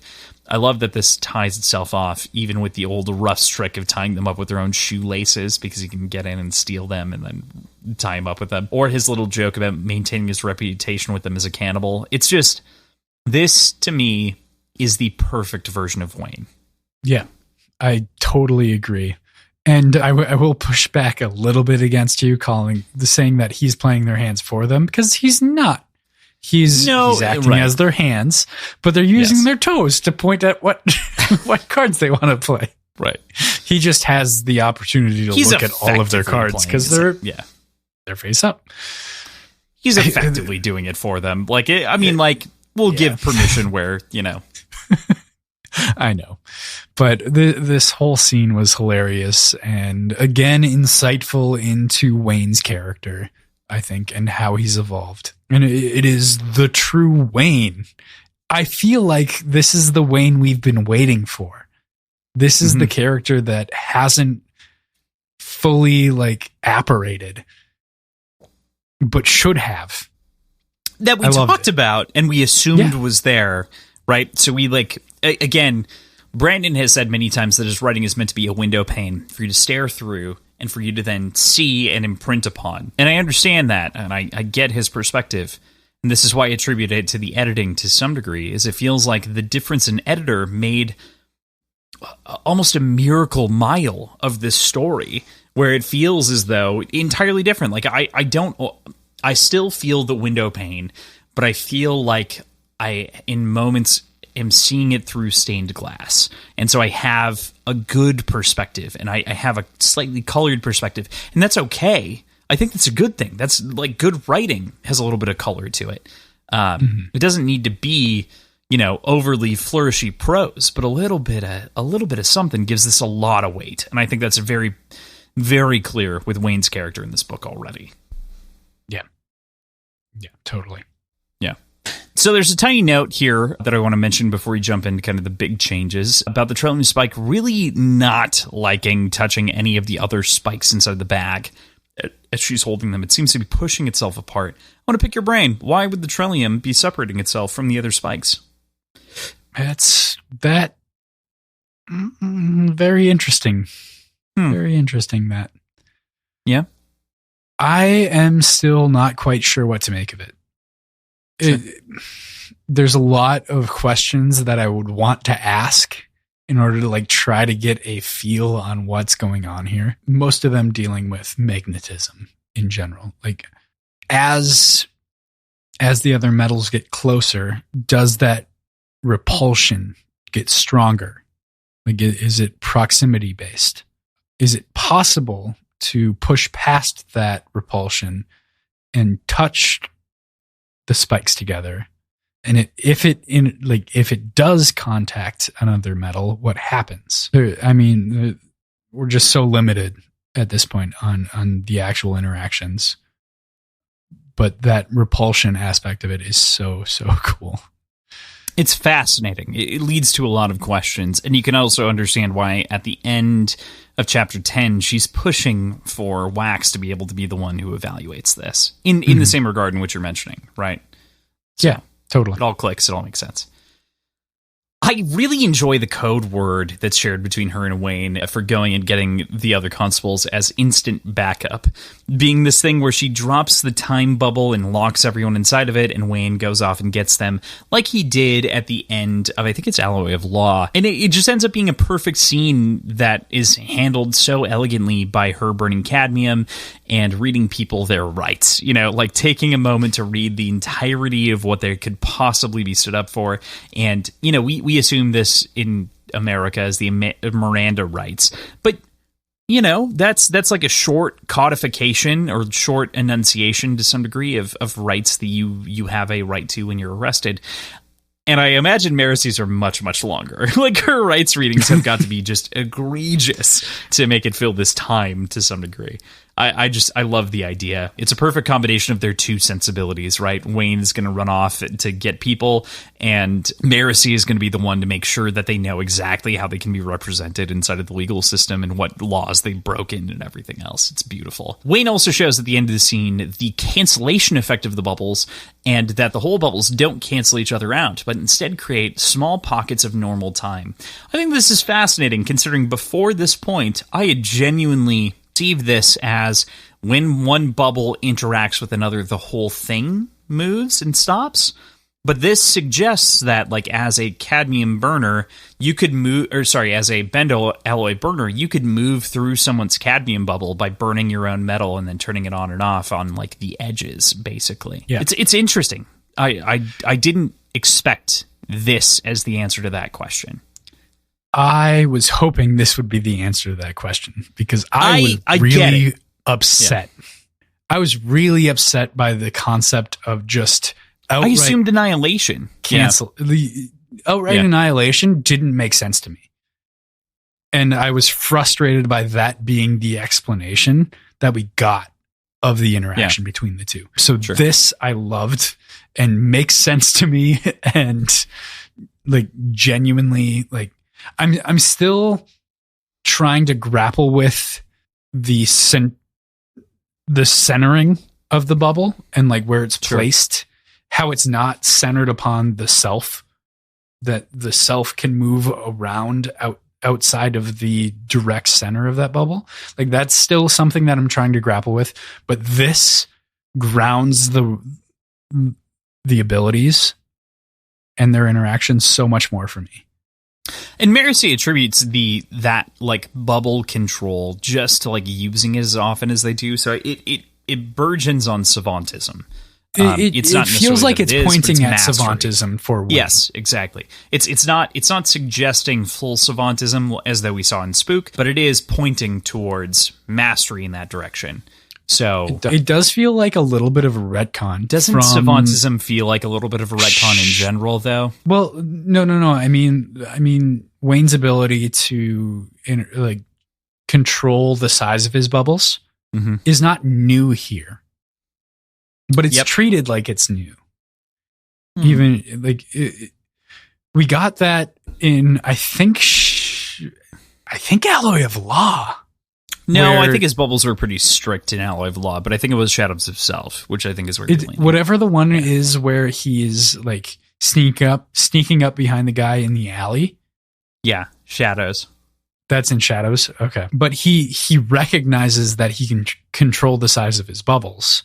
Right. And he does it improperly but it still works out for him, and he catches the chastises edge. himself Yeah. for Right. being sloppy. Mhm. Whereas this makes it feel like this is an entirely novel concept. Worth noting. Temerity. Yeah, worth noting again, POV lock is important, which you brought up right at the end. Temerity makes it seem novel. But on top of that, I mean, a lot of this is... At this point, my brain with Brandon Sanderson is part one is making sure that we understand the mechanics that are going to be important to the story. Unfortunately, that is a consistent theme throughout. Not unfortunately, but like as a result of these complex rule systems, Brandon almost always has to spend a good portion of part one reminding us of the reality of the situation. It's not a bug, but it is a bug guising itself as a feature. Does that make sense? Yeah, that's fair. Yeah, or a feature guising itself as a bug. Something like that. And so to me, this is a reminder that like Wayne is capable enough to adjust the bubbles to some degree. The new piece of information here is that annihilation, that it's not completely and entirely like an annihilation whenever these are used in conjunction with each other, because that's the way that it seemed to be depicted up until this point. We never saw them use the bubbles at the same time. We never saw this interaction, so it's not as though there's a retcon, but we always were kind of told that they eliminate each other. We just didn't have the picture. Now we get the picture. It's a partial elimination. It's truly like creating a bubble of normal time and kind of stretching it so that you could maybe reach someone in the center. So yeah. But while cool. Marcy, go ahead. No, it's pretty cool. I could come up with like theories about why that was the standard like understanding. Like one of them is much larger than the other. Like cadmium is a smaller bubble and Bendalloy is a much larger one. So other way around. Almost always they completely over encompass each other. Yeah, right. But I feel like you'd still notice the interactions being different. Yeah. My other thought is like these are internal and external metals, right? As described on the table to some degree. So, you know, there's this idea of pushing a bubble or pressing a bubble in around yourself versus pushing time outside of yourself to try to like make this make sense. And that interaction or annihilation lack of annihilation makes me think that these forces are separately powerful, as though one is more powerful than the other, if that makes sense. Mm-hmm. Because cadmium has a bigger bubble than Bendalloy does innately. Doesn't that imply that it's more powerful technically? By like a force standard, not necessarily by like, you know, as we think about power in quotes, but by a force standard. If you're to create an investiture scale, which would be crazy, it feels like cadmium would have more exertion over more space and therefore would have more power because of standard physics equations. Yeah. Gets complicated and messy the more that we sit and linger on it. So, of course, the bigger curiosity in this moment, outside of the way that these powers annihilate each other, is the focus of the mysterious masked woman of whom was there when the bubble was up and seen on the outside. Not masked like a Malwish, but masked like a thief. Who do you think this could be, PJ? I totally, fully want to make this a prediction. I mean, at this point, I assume it's someone from the set. Boo. Boo. I know. You're not. But hear me out. Yeah.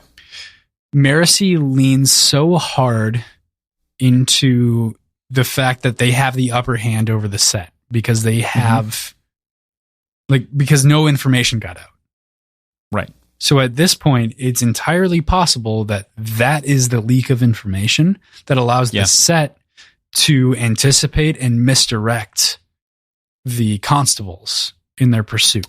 Yes, I don't disagree with that. I just think that the set is too general of a prediction, my friend. But you want me to try to guess who this person is? I love your theory of the sort of general theory of like where this goes, right? But it's easy to be general. I'm just asking for like maybe a specific here. Who's this?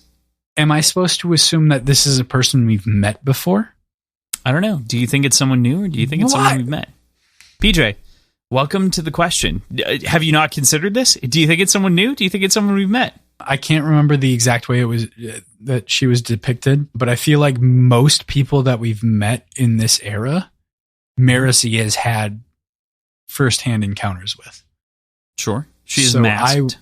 It was a very, very brief interaction. A little blurred because of the bubble.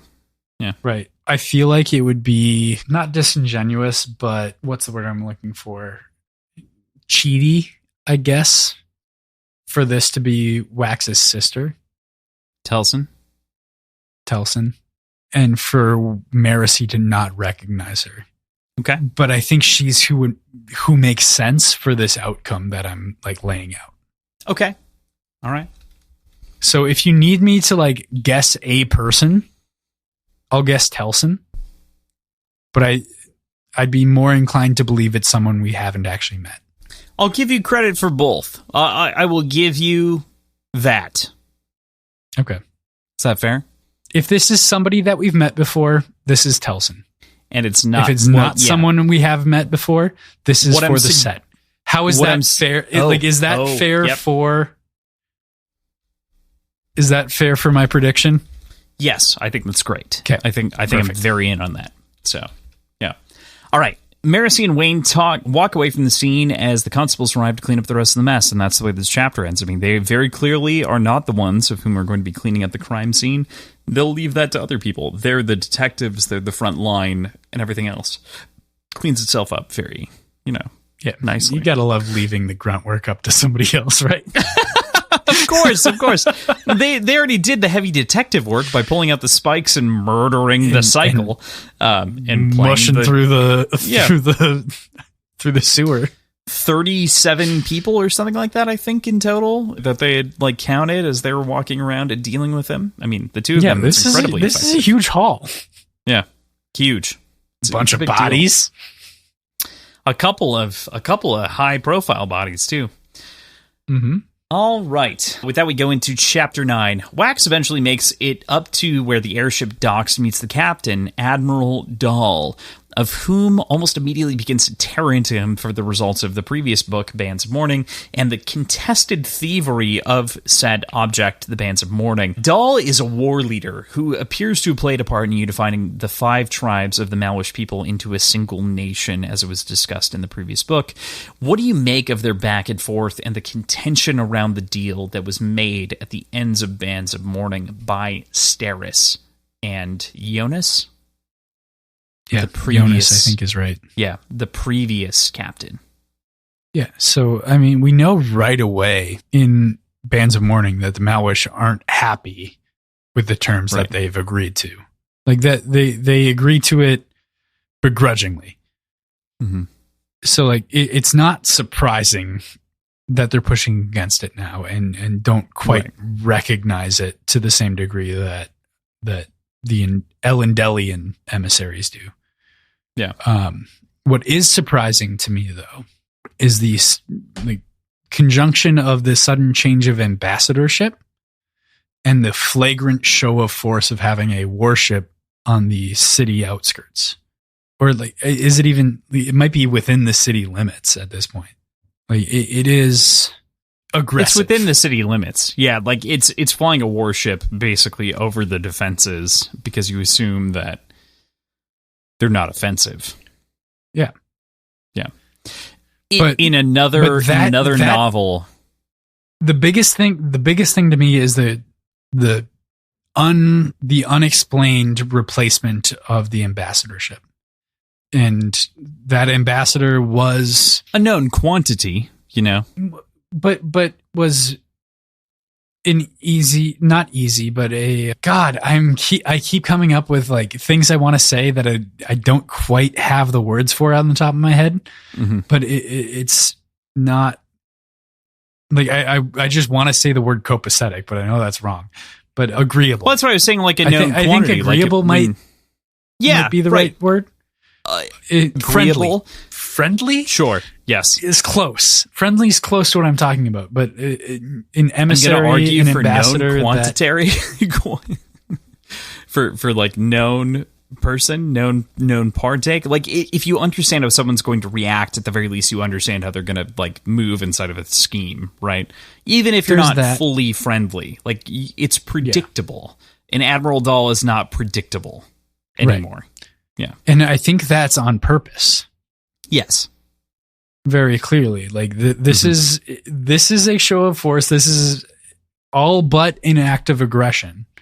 And is going to cause a lot of waves, especially within the Senate. Yeah.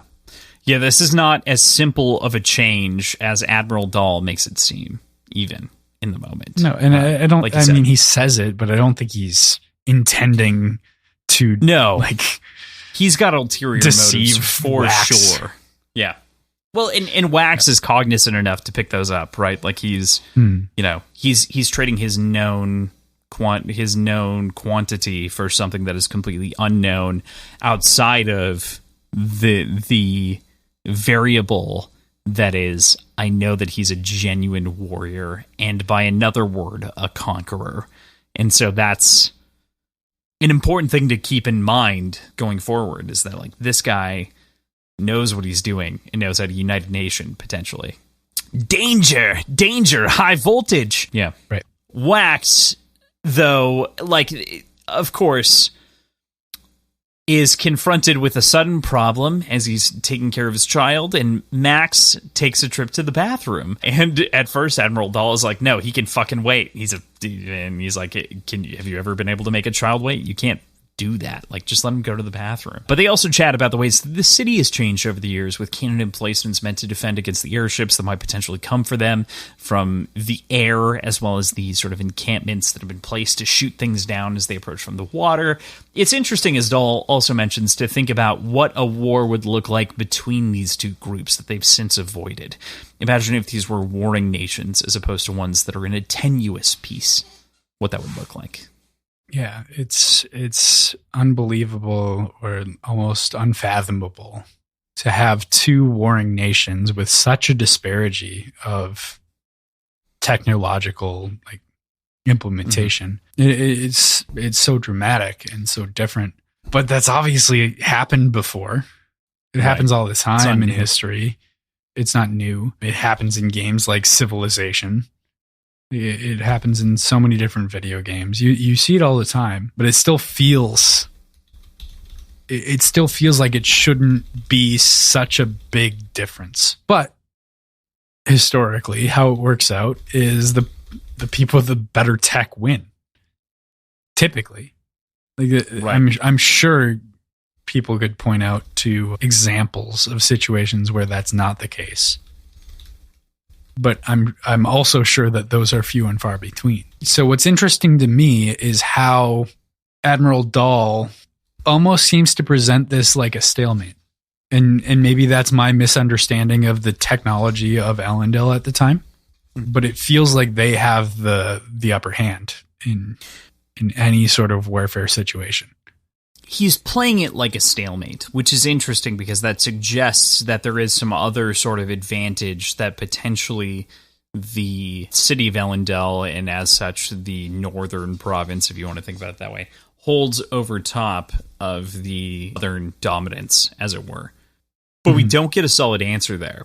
Could it be something as easy as numbers? Could it be the technological advancements that they've achieved? Could it be just the sheer number of Allomancers that exist? Because we know the southern nations struggle with Allomancers. Are they concerned about that as a war force? There are a couple of different quantities that... Could it be firearms? It seems as though it could be firearms. It could be a couple of things. And yeah, we just... There's not a perfect picture here painted of the differences, but we know that they're both concerned about the other. And that's kind of what we get to contend with. Or at least that's how it's presented. I don't know if I trust him. And you don't know if I'm supposed to. Right. I don't think you're supposed to either. So, yeah. So, of course, after this potty break, Wax just isn't having a very good day professionally, but he's trying to deal with it the best that he can in these moments. He disembarks the airships and hops towards Ulstrom Tower, where he'd previously stashed his soon-to-be father-in-law in the previous books. But it's become the residence for the family in that penthouse because they can fly up high. They're removed from a lot of society, and they've got this kind of exclusive access. It feels good for them, so it makes sense. He meets with Steris, and they discuss the situation of the world, and all while Wax mixes himself a drink composed of Ellendale whiskey.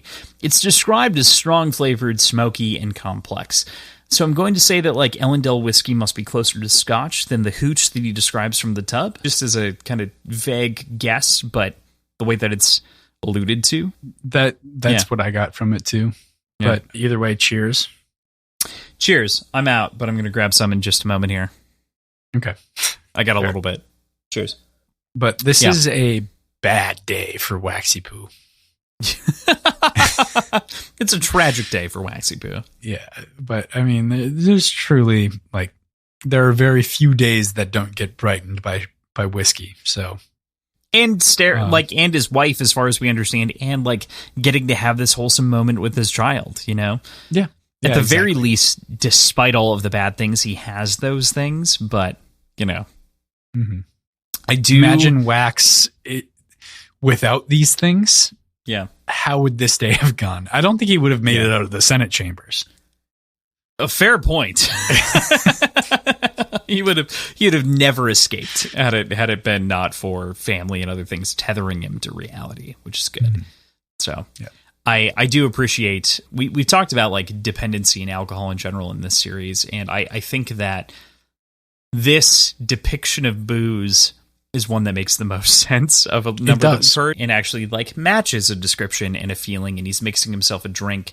And it would have been nice to like go something and like see what that concoction is potentially. Like describe building an old fashioned. That's what I'm imagining Wax is drinking in the moment. It's hard to describe a healthy relationship with something like alcohol or any sort of numbing agent or depressant. Like it like that feels like an oxymoron to truly describe a healthy without experience for sure. Yeah. Well, yeah. But this seems to be the closest representation of something like that from any of these novels so far. Oh, for sure. Most definitely. Yeah. So, yeah, I You're right. applaud Branderson for that. I will just add in a little bit of extra context. I think that like to me, this feels like a symptom of, again, pulling the gloves off to some degree. And like he is a little bit more aggressive with alcohol in the Stormlight Archive, which is notable because it feels more natural as a part of the story. And again, it's something that those gloves being off, he can finally like just do whatever the hell he wants. And it feels like he's not restricted. And so I'm down. I'm down for a Brandon Sanderson that feels like he doesn't have to pull punches. Yeah. Provided he doesn't lose the thread. That's my only keeper here. But it's not to say that happens or anything. It's just like I'm down so long as we don't lose character for plot. But the chapter ends with the note from Marasi about the exciting news and to meet at the mansion at 3 p.m. Yeah, this moment, for whatever reason, made me really start thinking about how their extended family actually interacts with each other on a personal level. Yeah, definitely. And like it's got to be a little bit awkward for Marasi and Wax to interact with each other as in-laws. It was one thing to have this will they or won't they relationship while he was engaged to Steris. But this solidifies the interaction post fact.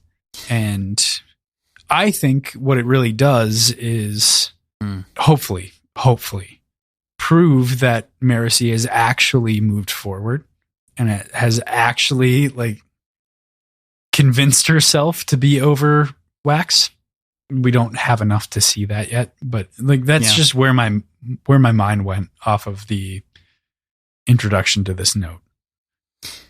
That makes sense to me, and I don't want to downplay it. I do feel like this is the end result of that, like, being okay, which felt like the end of the Bands of Mourning. Like, the Bands of Mourning was, like, her truly realizing that, A, she doesn't need power, and as such, as she doesn't seek power any longer, she doesn't need wax. And so this feels like a culmination in some way, but I'll give you that it is incomplete evidence, and so we are waiting for the final results as they were, which will be when they meet up.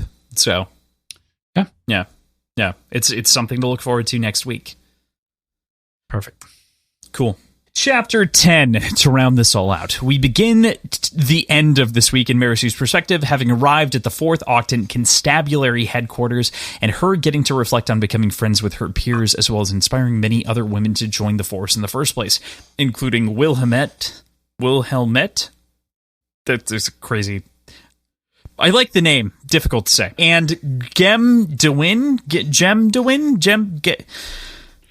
That one is Terrace and very clear. I don't know how to say it properly. I'm so sorry. Gemdewin? It's Gemdewin? Gemdewin? It's either Gemdewin or Gemdewin. It's one or the other. But it's really excellent to see this change for her on the professional front, not only in the way that, like, she has of herself, like, owned the workplace and, like, they love her inside of the workplace, but on top of that, the fact that she's inspired so many others to action. It's wonderful as this bona fide detective. Yeah, exactly. It's really nice, and especially a great contrast from the position that she had before as an ousted teacher's pet kind of character, or what would you call it? Not nepotism, but undeserving pupil into this leadership role. And a natural leadership role, nonetheless. Yeah, exactly. And earned and deserved. Mm-hmm. And respected. So it's a great contrast and a great progression. Mm-hmm. I think this gets into one of the big things that I really appreciate about a lot of Brandon's writing is that he does a lot of his main characters are women, like genuinely. And I think that this is when this again takes the highlight in the forefront. And I think that he does where Vin had slip-ups in modern day interpretations, Marcy is entirely made up for any sort of changes in appreciation or like what people want or are seeking. I love what Marcy represents in this book. Between reading this and reading Serene in Elantris and reading Warbreaker, I genuinely regret my comments that I made about it in our wrap up with Lindsay regarding Brandon's ability to write female characters. I think it's important to always take those with a grain of salt, right? So it is something that like I've thought about a lot and why I also kind of refrained in those times, whereas like he's done a couple of good, really great depictions. And this was a new, like obviously, again, this gets to the fact that like our episodes are artifacts in time to some degree where we can't talk, like there's no way that I could have known about Marcy's importance at this point and like what she would come to represent. There's no way to predict that. So I simultaneously love it, and I can't fault you for it either, because I do keep you intentionally blind to things. So, you know, we can only blame Branderson in the moment for what he was writing. So, right. And thinking about. But he only gets better. I think that's the reality as we've read more and more and more for the most part, is it only becomes better and more nuanced for the most part. But Elantris was before Mistborn. I know. What I was trying to get to is like Vin feels like a very different, like a sidestep to some degree versus Serene, because Vin wasn't necessarily a girl's girl to any degree, or like a royal example of a girl. She imitates one at one point. Anyway, core point being, he's better than most at the perspective. Not perfect by any stretch, but I do especially appreciate Warbreaker as such. But yeah, I'm very excited to talk about it. Again, I mentioned it many times. It's my favorite Cosmere book. I think pretty close with the first two Stormlight Archive books, but right there. Yeah. So, We move from that moment to having a lovely meeting with Reddy, of whom has risen to the highest office in the Octant, and they chat about a number of Wayne's shenanigans, including enjoying some of them. You know, it's funny where he's like, no, I don't want it to end because it's kind of it's a funny mystery around me. But there are also two mysterious men in bowler hats looking for Wayne for some accounting firm. It seems our friend may be in a bit of a trouble with the banks. What do you think?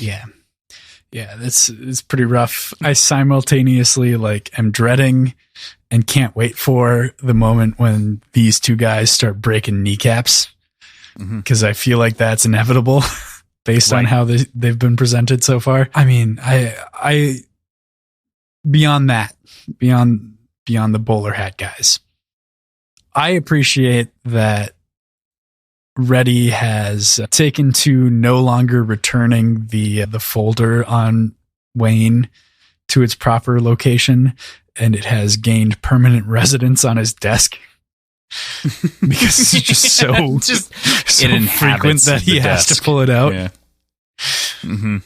it's. I mean, that tracks. That makes sense. Yeah, it does. It is such, it's simultaneously like a lighthearted joke, and at the same time, like, of course someone like Wayne would have a violation file that would just pile and pile and pile up. And at the same time, Reddy is enabling in the same way that we were talking about Wax enabling to some degree, right? Like, Marcy challenges both of the male figures that could regulate Wayne are enabling in their own rights. Yeah. Just something to look at, not necessarily something to stare at too long, but something to think about, at the very least, as we think thematically back to Wayne. Right. We get the conversation earlier on about Milan and their oh God, how did I skip? How did I skip that? Oh my God, PJ, thank you. He is so disrupted emotionally by this breakup, right? It is so core to what he's thinking about in these different moments. He's like, Marcy comes back with something along the lines of, how do you know that she's going to break up with you? And he's like, well, because she told me as such. Like, she told me, hey, Wayne, I think I'm going to have to break up with you soon. And that is fucking heart-wrenching after the last couple of books, and like knowing all of these different things about the relationship and seeing Wayne progress emotionally with a romantic interest, like, and moving away from what's her name, the woman Renette, moving away from Renette, like, I don't think it was super satisfying, but I think we did get the effective culmination and moving on moment in the previous book. I think so. I feel like it could have been done much more fulfillingly. It could have been a more satisfying conclusion, but we still get, a degree of release. Right. Yeah. There's also another oddity to discuss in this moment, and that they discuss that the set are shipping weapons into Ellendale as opposed to shipping them out, as we might assume based on the way that the different legal proceedings have gone and the way that the statecraft has gone from Wax's perspective to arm the outer cities. They're where those tensions naturally feel the highest between the inner cities and the outer cities. Not only that, but it's mostly mundane things that they've been moving so far as we can tell by the shipping manifests. But Marcy has found a lead in Bilming where these shipments are coming from and has plans to chase them down. He was looking for basically budgetary approval to get this shit done. So my initial sort of gut instinct points to Alloy of Law a little bit, where we get the ledgers that we're fucked with. Yep. And that was primarily for tax reasons, like committing tax fraud, essentially. So like, and maybe it's intentional to evoke those feelings again, but basically on paper, things look good. And maybe the shipments match what was being transported, but it's a simple fact of the incoming and outgoing shipments are flipped as a means of keeping everything above board on paper. I don't know. It's some accounting bullshit is what it really feels like. Yeah, right. It has it has similar notes, but they're not playing the same instrument, is kind of the way that it feels to me. Exactly. We heard a violin and we're hearing a cello right now, and we're trying to connect those two pieces to make it make sense as a composition. Yeah. And to add to that confusion, we're reminded again of the set and of Edwarn's death at the hands of an unknown assassin of whom bombed the prison in Bands of Mourning's epilogue, of whom they still don't have a good lead on, and who murdered most of those people that were meant to be interrogated. There's much to uncover and much to be concerned with in this moment as they think back to those perpetrators and who ruined the suit that they could have interrogated. But or sweet, perhaps, as you might think about the group of people. But she also brings up her ideas on general reforms and things like that in this moment, and just shows that she still hasn't dropped those either, and the potential thought of bringing that to the forefront for massive change. She's on a similar track to like what Wax was doing, but on a faster timeline, which is cool to see as well. Yeah, for sure. I still don't know entirely what to think about all of this. Sure. Yet. I think is the to be keyed in on. Yeah. I'm sure it'll click in soon. And like, I would like to assume maybe it's the same person that Marcy saw in that speed bubble, but there's nothing pointing to that. There's no, I don't know. There's no connective tissue yet. There's no solid evidence. Right. That's what's going on in this moment. So we're reminded, she also in this moment turns in 3 of the 4 spikes, but requests to retain the Trillium one for now, given the circumstance with this evil god lurking about, and that she's going to bring it to Wax for experimentation, potentially. Of course, this is approved, but obviously we end this week on this of one of our many dangling threads, but I'd love for you to pick at what you think the Trillium spike could be and what it might do, how it might react. What do you think? So, kind of going off of what we talked about a little bit previously, I think it can allow for some bit of possession. So, going off of the comment about finding a host, like we get the spikes in hemalurgy allowing for communication and hearing. From harmony and from preservation and from ruin, respectively. So, understanding that there are 3 very distinct bits of a human, the mind, soul, and body.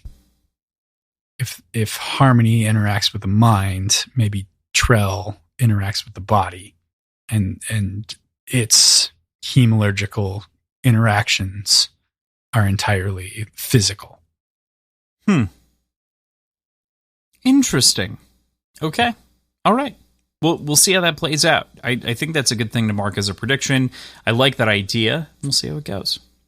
All right. Okay. Cool. This week ends with a quick flash to Wayne, away from this moment that we're talking about so deeply about this fun thing, to Wayne hiding in a different suit, a woman's body at this point, from the bowler hat bean counters as he recollects them, but that he'll make sure that they don't bother Reddy any longer. He promises to Marcy, and it's time for them to get to work, is the way that this ends. Do you believe Wayne's promise? What do you think of these bean counters? What do you think of these people that are chasing him for money? You know, I totally do. I genuinely, completely believe that promise. And but to what mean? That's the thing is, I don't know what method he'll employ in order to fulfill that promise, but I don't think I'll like it. Or rather, I think I'll like it. I don't think Marcy will like it.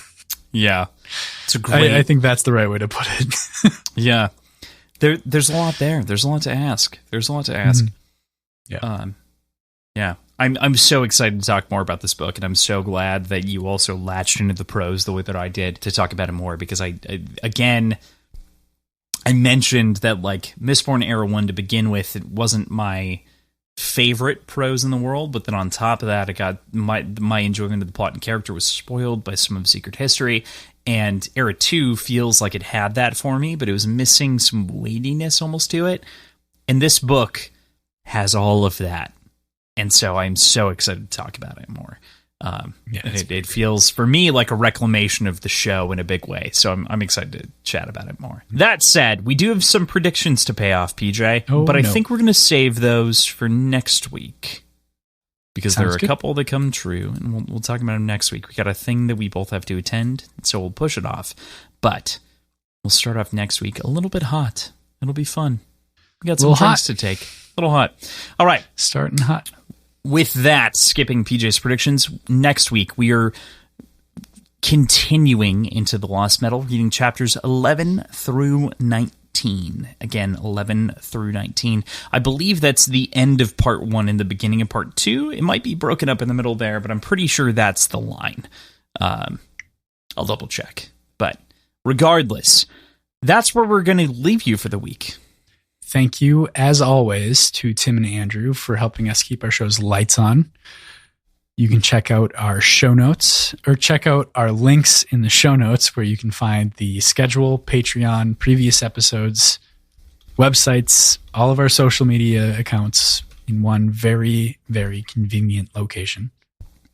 We also want to take a second today to thank our newest bar back, I Am Human. Thanks for joining us, friendo. For, fortuitous in its own right to have met you as the Koloss at Dragonsteel, and to now have you as a part of the group. Yeah. Awesome. At the time, I was just sharing with you a link, and you've since become a fan of the show. I love that. So glad to have you. Beyond that, as PJ had mentioned, you can find all of our socials and everything else like that inside of our links. If for some reason those links are a little bit too confusing for you, you can find us, Words Whiskey Pod, on Twitter, Instagram, and Reddit. We're becoming more active on Reddit, and I'm actually doing more on Twitter these days for some fucking reason. I don't know. Maybe it's loves Elon Musk. Maybe it's because of the end times of Twitter, and I believe that maybe I could have more influence. Elon Stan.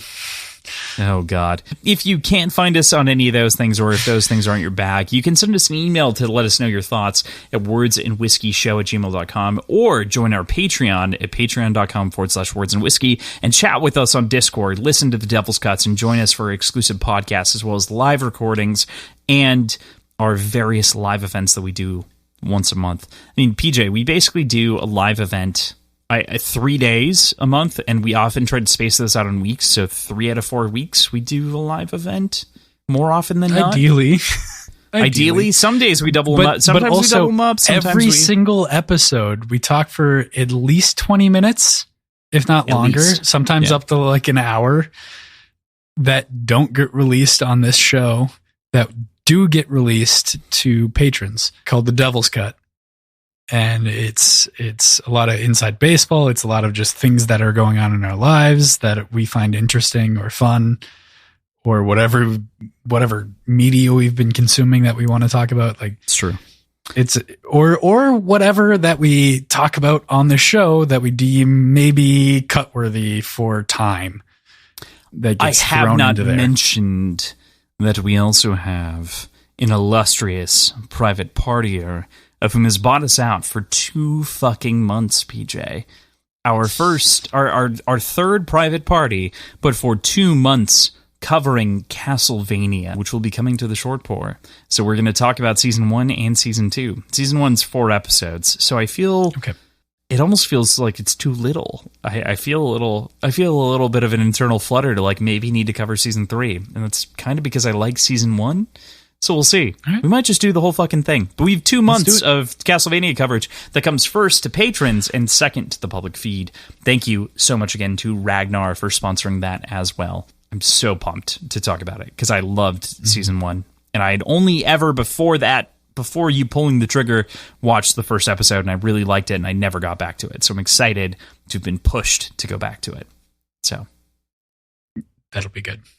Thank you all for the support. We'll see you next week. Goodbye. Goodbye.